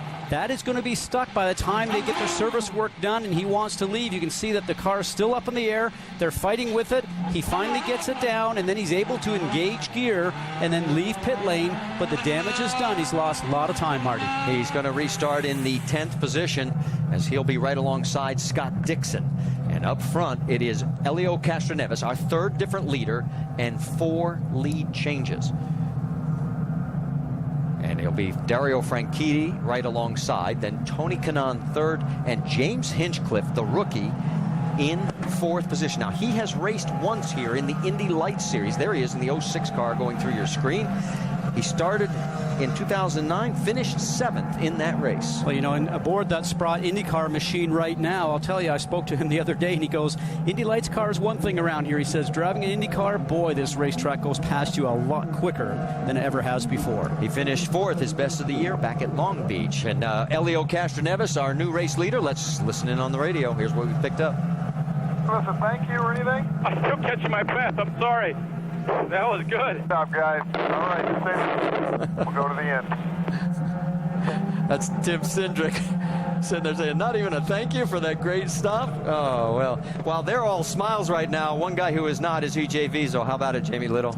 Yes, and actually we caught up with J.R. Hildebrand, too. Both are here. Actually, J.R. is on his way to the medical center to get a drug test right now. I see your knees all wrapped up, though. Your day ended early. What happened? Yeah, I mean, the knee was fine. Yeah, we were really struggling out there, to be honest, for a little while to start with. I think right before the pit stop, we started having an issue with our weight jacker, which just got worse as the race was going on. So just kind of just trying to hang on to it at that stage. And, you know, was trying to be sort of courteous to leaders going by. But, you know, that high line is just a tough groove to make it work on. TK came around in front of me and just ended up having to use a little bit more road than, you know, I think I was sort of expecting. And I kind of had nowhere to go but up into the marbles, and you know that was that. So just, you know, really bummed for the Panther Racing guys. They've worked really hard, and for the National Guard here this weekend.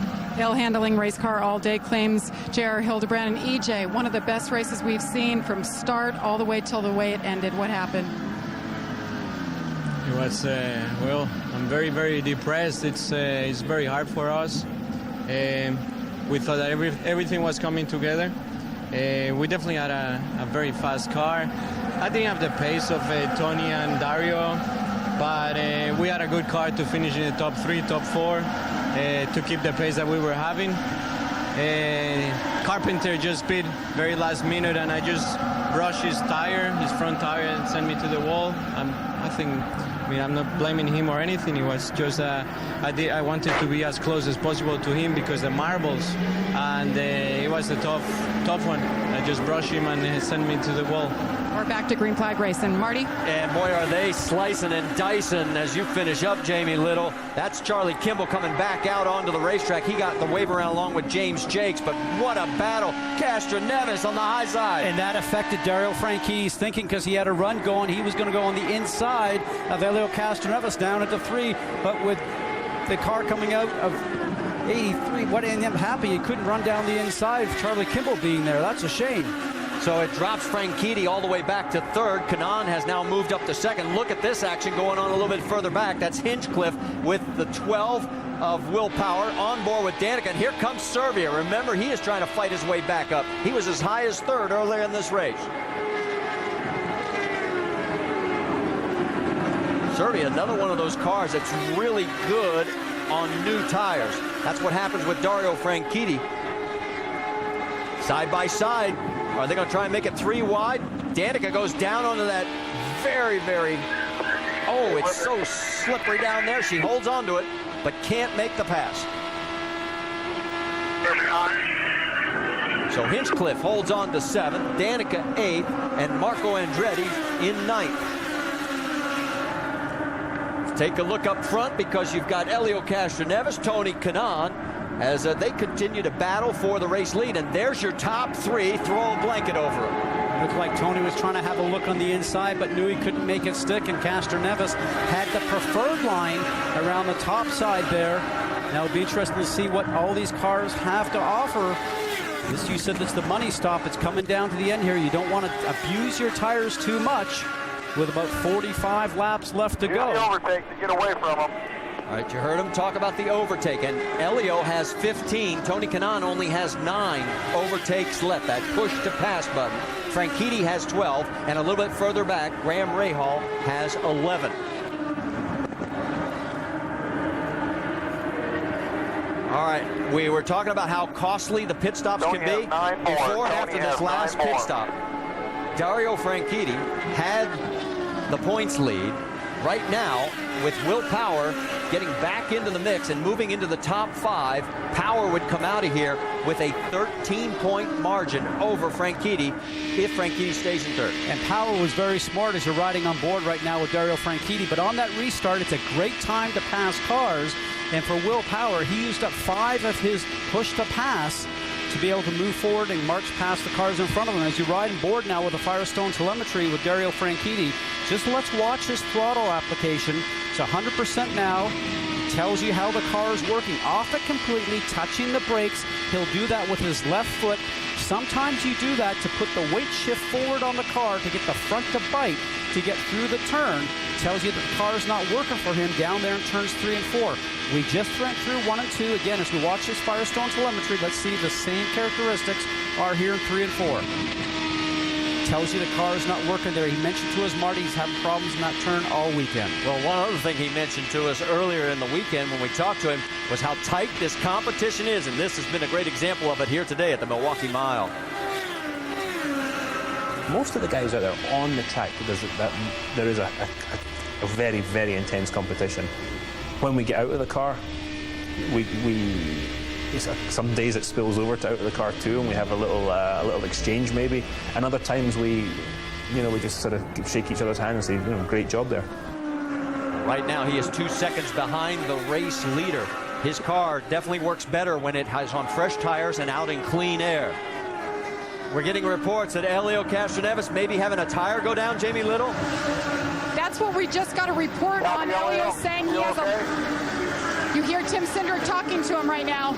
Elio came on the radio and said, my left rear is going down. What do you guys think, Scott Goodyear? Well, his last speed's 160 miles an hour. There's a couple of things happen here. You have the information on your dash for the driver, and then you've also got real-time telemetry, the information. The real information that... pressure is low. You got me? They just told him the rear tire, and it looks like that left rear is going down. Well, right now it certainly is. You can see that coming down. Now, if that was the right-hand side, he certainly would be into the wall right now. But important to note, he's telling him to pit. The left rear tire pressure looks low. Does it feel okay? We can focus in on that. They'll see that on their television screen. If we get a tight shot on that to show the sidewall is going down a little bit on that. Now, what they're saying is they see it via real-time telemetry back in the pit box. All that information is sent back to the engineers. They monitor it, and they'll see that happening as the race is continuing. We mentioned at the top of the broadcast, for 11 straight years, Elio Castroneves has won at least one race every year. Right now, he's in the race lead, but that is in a very precarious situation. Tim Cindric's got to make a call here soon because there is definitely a tire going down on that left rear for the 3 car. Now, Marty, he would certainly feel it, as I mentioned before, if it was on the right-hand side of the car, where the car is subject to all the G-forces. You're seeing over 4 Gs in these turns each and every time. The inside is not worked as hard as the outside, but with 35 laps left to go, the question is, will it just sit at the pressure it's at, or will he be able to make it to the end? Looking at the Firestone telemetry, we can see exactly what is happening. And you talked about the G loading. That'll be the one on the right side. You see how many Gs, and you're right, 3.4 on the outside of that car. I'm not sure that tire would still be functioning at all. Well, right now he's turned 156 miles an hour, continuously losing about a half a mile an hour per lap. Is that just because the tires overall are just starting to wear a little bit and the car is naturally going slower, or is that really making a difference to him? Now, as for Elio, depending how much it's going down, he would certainly feel that characteristic of the car would change. Cars look like they're running high. Well, Elio Castroneves is no stranger to having a late result that goes south on him. Let's take you back to 2007, when all of a sudden, as he is just flying out of turn number 4, the wing just folds and he goes sailing into the wall. We're going to go side by side. We'll keep you posted with that, and you'll see if Elio takes a pit stop.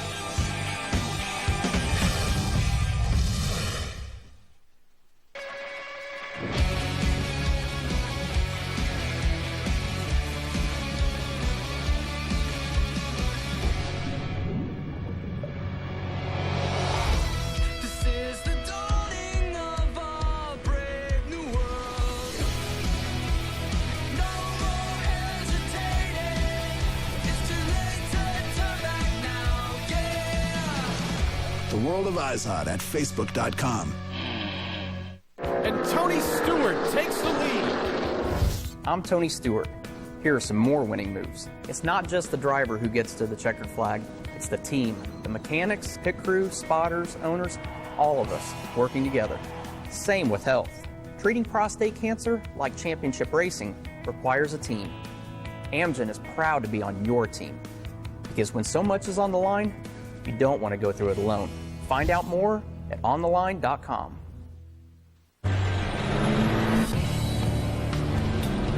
We gave it a more powerful Duramax turbo diesel and Allison transmission to help it move over 21,000 pounds. And then we gave it an advanced exhaust brake system to help slow it down, saving wear and tear on your brakes and on you. With a powertrain back for 100,000 miles, introducing the new Chevy Silverado HD, Motor Trend's 2011 Truck of the Year. Feel the excitement? That's peak performance. And it's electric. Look out. Be sure everybody's safe with the Peak backup camera system. It installs in minutes, and anyone can do it. Check the color monitor, and you'll see what you can't see. Stop accidents before they happen. Protect your family with the Peak backup camera system, and be safe out there. Inside, outside, all around your car. When you peak, you win.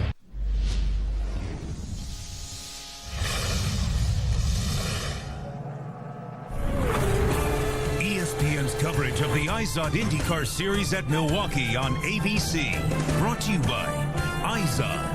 Visit iZod.com to find the latest in iZod color and performance. And ontheline.com, because your health is on the line. Well, we were thinking that maybe it would be Elio Castroneves that would have the issue. And you saw it on side by side. All of a sudden, second place, Tony Kanaan. You could see the damage to the race car on the front. An unbelievable turn of events for the 82. Let's take you back and show you exactly what happened in turn 4. You'll see the car come into view here very shortly. It's already going sideways as he's chasing Elio Castroneves. In this situation, the car comes back around, hits the left front. Now for Tony Kanaan, underneath this yellow, yes, it was a break for Elio Castroneves, but he had to go into the pit lane to change that left rear tire, we suspect. And then Tony Kanaan would have taken over the lead, and it didn't seem like his car was having any issues whatsoever. Well, and we don't know if something broke on the car that sent it around, because the last time I can remember Tony spinning on his own is like the first 2 years we went to Iowa. He had no luck getting through turn 2 at that racetrack. And we're waiting to see exactly what happens when we get a chance to talk to him. You saw what was already the beginning of the spin. Now, for Helio Castroneves, the good news is he gets to come in and change the tire. The bad news is there aren't that many teams that are going to come in because they can go the distance. Jamie, here we go. And Helio Castroneves had no idea the pressure was going down in the left rear. When the caution dropped, he said, now what's going on? They said, your tire pressure is low. Then he said, can I run on 3 tires? They really contemplated staying out. But you see there, Tim Cindric made the call, be safe rather than sorry. They came in and got 4 fresh tires for Helio Castroneves. Marco Andretti also comes in as he was on the lead lap as well. He gets fresh tires and goes back out. Alex Tagliani also has come in, but he is 19 laps down as he has been struggling all day. Let's check in with Vince Welch. With Mark Johnson, who handles the strategy for Tony Kanaan. Mark, it had been such a good run for TK throughout the course of the day. You guys hadn't even touched the race car. Any indication as to what might have happened with that incident? No, absolutely not. I haven't talked to Tony. He just said, guys, I'm sorry I crashed.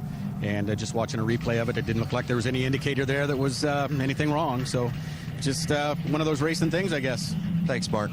Certainly a disappointing finish. 2 of their 3 cars now out for KV Racing Technologies. And you're right, Vince. I mean, this day started with such promise. They qualified 4th, 5th, and 6th, the best ever for KV Racing Technology since they joined the series.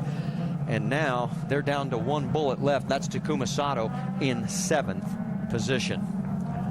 Dario's, as we mentioned, clinched the 2 bonus points for leading the most laps. Here are the Firestone lap leaders. As you can see, a huge margin over 2nd place Tony Kanaan, 3rd place Helio Castroneves, and Franchitti now finds himself back in the race lead. And guess who is in 2nd place? Graham Rahal, through all this happening.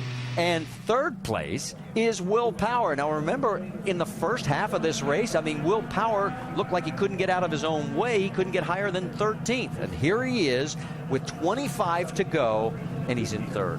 But when I spoke to him earlier today, he said we just went too far in qualifying for the car. It was too loose. Means the back end wants to come around. I think I have a good race car. We just hopefully will have some good luck. But all in this, we have to look at the push to pass that we have left. Franchitti has 11, Rahal has 8, and Will Power has 8. And for Will Power, he's going to say, come on, Graham, get up there, get underneath Dario Franchitti on this restart. Give me a shot at getting past you guys up front. It's going to be an interesting play to see who gets the jump here on the restart. We mentioned at the beginning of the broadcast the rivalry that is brewing between these two. We talked to Will Power about it. It's a friendly rivalry. You know, we actually haven't had any wars of words or anything like that, you know, in the media. It's, you know, I keep the racing on the track, you know. Dario's a good guy. He's actually a guy that I looked up to a lot when I was coming up through the ranks, you know, he was always fast, always a good driver, and, you know, I'm glad to be racing him. He's a clean but tough racer. Got half the season left, but remember that Dario Franchitti at Texas made a big issue about the points that he lost to Will Power. The net loss was 5 points. The only guy that scored more points than Dario that night in that 2-race set was the man in 3rd place, Will Power, and that was 5 more. Well, guess what? The way they run right now, Dario Franchitti doesn't want to hear this, but again, it's still got 23 laps to go. The margin is 3 with Will Power in front of Dario Franchitti. Go back to the moment, and you can see Dario Franchitti's look on his face when he went to turn that wheel. The fan said yes, and he goes, oh, no. So he tried to make a good face out of it, but you could tell.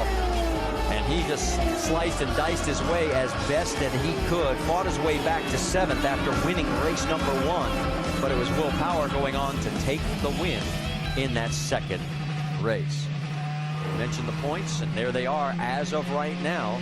And Oriol Servia, who is running 4th, would move ahead of Scott Dixon into the 3rd position. Well back, though, of the 2 front runners. All right, let's get an update on the 12 car. What about it, Vince? Well, they've certainly been patient today in working your way up now, Clive, in 3rd position. Do you have enough to get to the front? We'll see. He's done a good job so far, but they're tougher the further towards the front you get, the tougher they are. That's for sure. And remember, before the race today, Clive Howe told me we're racing with Dario, not necessarily the win, but that could end up being one and the same, and it certainly looks to be the case here, Marty. Well, and what's going to be interesting, let's set this restart because we're getting ready to go. Remember, when Franchitti's had clean air and fresh tires, he's been a rocket ship, but these tires are not fresh. And the other side about that, remember, this is double file restart now. Usually, for Will Power, he'd be third in the line, but right now he's going to start directly behind the guy he's chasing the championship, Dario Franchitti. All right, we go back to Green Flag Racing. There'll be 20 laps remaining. Up front, it is Franchitti alongside with Rahal. Franchitti's chosen the inside, as everybody has. Then Power and Servia. Danica Patrick is fifth, and James Hinchcliffe is sixth. And we're green. Here we go. Rahal right behind you. About less than half the car length back. You're all clear. Boy, and you saw Graham Rahal in the Service Central car slice right behind Dario Franchitti and take the air away from Will Power, allowing Servia just to get in between them. And Danica Patrick had to get on the binders hard. She almost ran into the rear end of Power, and it allows Franchitti to open up a sizable margin here with now 19 laps to go. Scott Dixon trying to get around the 5 of Takuma Sato. Sato running in that 7th position despite the fact he had to serve that pass-through penalty after striking the crew member in pit road. The last hope for KV Racing Technology to come out of here with a good finish, the 5 of Takuma Sato. How about that James Hinchcliffe also running in 6th right in front of Sato and right behind Danica Patrick. The rookie doing a fine job here. The best run he's had on the oval so far since his rookie season started. Danica Patrick, she started 15th, has made her way into the top 5. If she can stay there, it'd be her first top 5 of the year, Scott. She certainly loves the ovals a little bit better than road courses, although she came through in the road course type of series, Marty. For some reason, she's just not really as run as strong. Elio Castroneves, of course, he pitted because of the tire. There's a conversation on the radio. Let's listen. Dude, that thing was flat. Yep, nothing I can do now, guys. Good job, everyone, but let's keep going. Still 30 laps to go. So the move was good, and they got him back out. He is 5.5 seconds behind, but he's got to get around teammate Ryan Briscoe. That's going to be no easy task. You're on board with Briscoe. Jamie, you got more? Well, Elio Castroneves, when he came in, remember, he had no idea that was going down. So to say it was flat, that's pretty shocking. But they put on 4 scuffed tires. He lost 11 positions there. But Elio's staying optimistic. He'll make some move as he darts to the inside, Marty. Side by side with Briscoe. He's on that soft asphalt that just has no grip, and he can't get the pass done. Remember, that's his teammate. So he'll probably not put him at risk in that. Inside, looking. You can hear him shifting down, using the paddle shifters on the steering wheel. Now looks like he gets clear. Oh, and look on the outside, the 22 of Justin Wilson trying to go around the 6 of Briscoe. You're not missing anything up front. Franchitti's lead is 1.5 seconds. This is the best battle we've got going. Inside. And Justin Wilson is going to go around Briscoe. So in less than a lap and a half, Briscoe has dropped 2 spots down to 11th.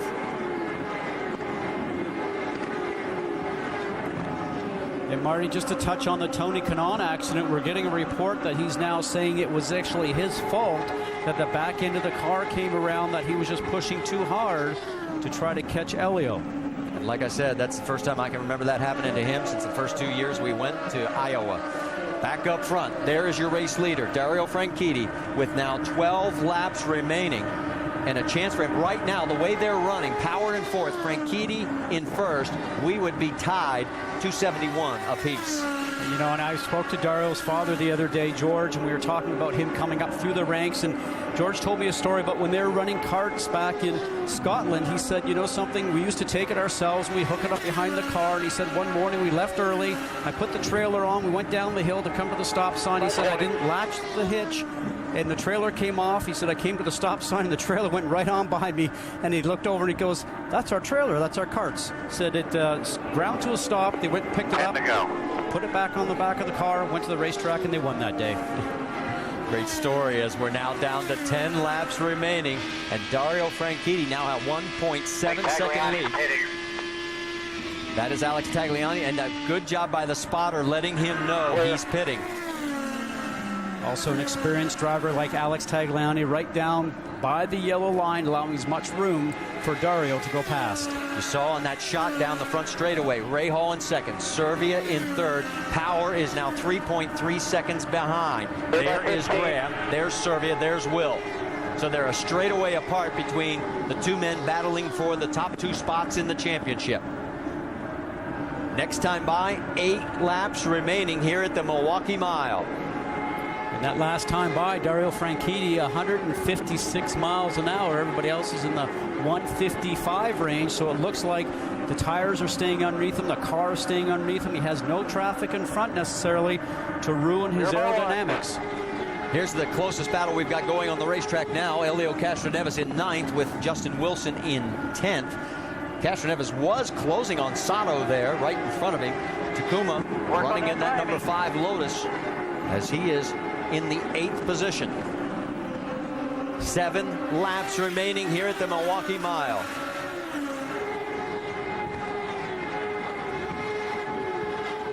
Looks like Wilson cannot do anything to close the gap now. He did for a moment, but all of a sudden, Castroneves pulls away. In fact, Castroneves gets closer to Takuma. 6 laps remaining here at the Milwaukee Mile. The lead is still 1.6 seconds up front. And Marty, with these cars, once you get close to the car in front of you, catching them is one thing, but being able to make the move and pass is generally the other. Like we talked about before, setting up the car in turns 3 and 4 to get past it in 1 and 2. 5 to go, 5 to go. 5 more miles here at the famous Milwaukee Mile. And there is your race leader, Dario Franchitti, 1.7 seconds ahead of Graham Rahal. And as we mentioned, the points as of now, they would be tied. And with 4 laps to go, second half of the championship campaign is going to be extremely exciting to watch. And also a great run for Rahal. Remember, a sister team to Dario Franchitti's car.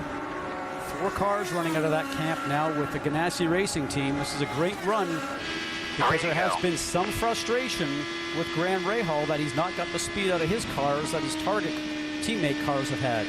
Well, he finished second back at Brazil, so this would match his season best. He finished third, of course, at the Indianapolis 500, his best finish ever there. Then he was 9th at the first race at Texas, 30th in the second race. And now, coming down for 2 laps remaining. This one's not in doubt unless something happens with the number 10 of Dario Franchitti. His lead, 1.5 seconds. Dario down the backstretch into 3 and 4. This time by, he'll see the white flag as he'll have 1 mile to go here at Milwaukee. Last lap. He won this race back in 2004. This could be and will be his second win if he can negotiate the last 2 corners. Clear by 10, bring it home. Down the backstretch, through the corner, and here he comes. It'll be his 3rd win of the year to go with his win at Texas and St. Petersburg. And his 29th of his career. Flag, man. Great job. Second place, Rahal. 3rd place, Servia. Power, Patrick with her first top 5. Then Hinchcliffe, Dixon, Sato, and Castroneves as they come across. And there is Briscoe, Conway, and Marco Andretti. Those are the 13 cars on the lead lap. Let's check in with Vince Welch. Well, Chip Ganassi just giving congratulations to his driver, Dario Franchitti. And Chip, how big is this win in the scope of the championship and on the heels of what happened at Texas last week? Yeah, it's big, Vince. You know, I mean, but tell you what, there were some fast cars out there today, and I think we got a little lucky. But Dario did a great job, and you know, you can't say enough about the Target team. When it's time to get to get it up, they do. Well done. Congratulations, Chip. Marty? The 29th win of Dario's career moves him into a tie for 9th on the all-time win list with guess who? Rick Mears. That's a pretty good company to be with. So a great run for Dario Franchitti and Graham Rahal. Oriol Servia, boy, he did a nice job today giving Newman Haas a 3rd place finish. And Will Power coming back from what was a dismal first half of this race to end up tied for the points lead with a 4th place finish. And Danica Patrick getting her first top 5 of the season here at the Milwaukee Mile. So Dario on the cool-down lap and enjoying the salute of the crowd here, and gives us a quick moment to give a tip of the hat to all the promoters here. It's hard enough to start a new race, but it's even 3 times harder when you're trying to resurrect a race. And congratulations to all of them with what has turned out to be a great day of racing. Let's check in with that man who finished second. How about it, Jamie Little? Well, it's his best finish of the year. Graham Rahal finishes second. Not bad against your teammate, but you're running the same race car every single week. What does this mean for your team? Well, it means a lot for the Service Central team. My boys did a great job. Yet again, qualifying seems to be our weak link, but we're proving time and time again that when we get in the race, we can compete with these guys. And I can promise you I really wanted to give Dario a run there at the end. I just didn't have quite enough, but really proud of the Service Central boys. They did a fantastic job, and you know, to come home second is our 3rd podium of the year. Like I said, we're proving we can compete with these guys, and one of these days we're going to win one. Graham Rahal second today. His dad, Bobby Rahal, here at the track watching his son. He started 12th, came home in second, so he does a very nice job in getting all the congratulations that go with it for his team. For Oriol Servia, who finished 3rd, his best finish since his Champ Car 2007 season finale, that back in Mexico when he finished 3rd there. Let's talk to the man who finished in 4th. How about it, Vince? Will Power, what a run today. Finished 4th after starting 17th, gained 13 spots on the track. I got to believe in the big picture, you're pretty happy. Yeah, very happy with that. Guys did a great job in the pits, and yeah, I mean, a couple of those double pole restarts were good for me. A couple were bad, but very happy to get the Verizon car up there, and I guess we're equal on points now. So good job by Dario. You know, he came back after Texas to teach us a lesson. So we got to be quick at Iowa. You weren't surprised at that, were you? No, he's a man. If you're beating that guy, you're beating the best, I tell you.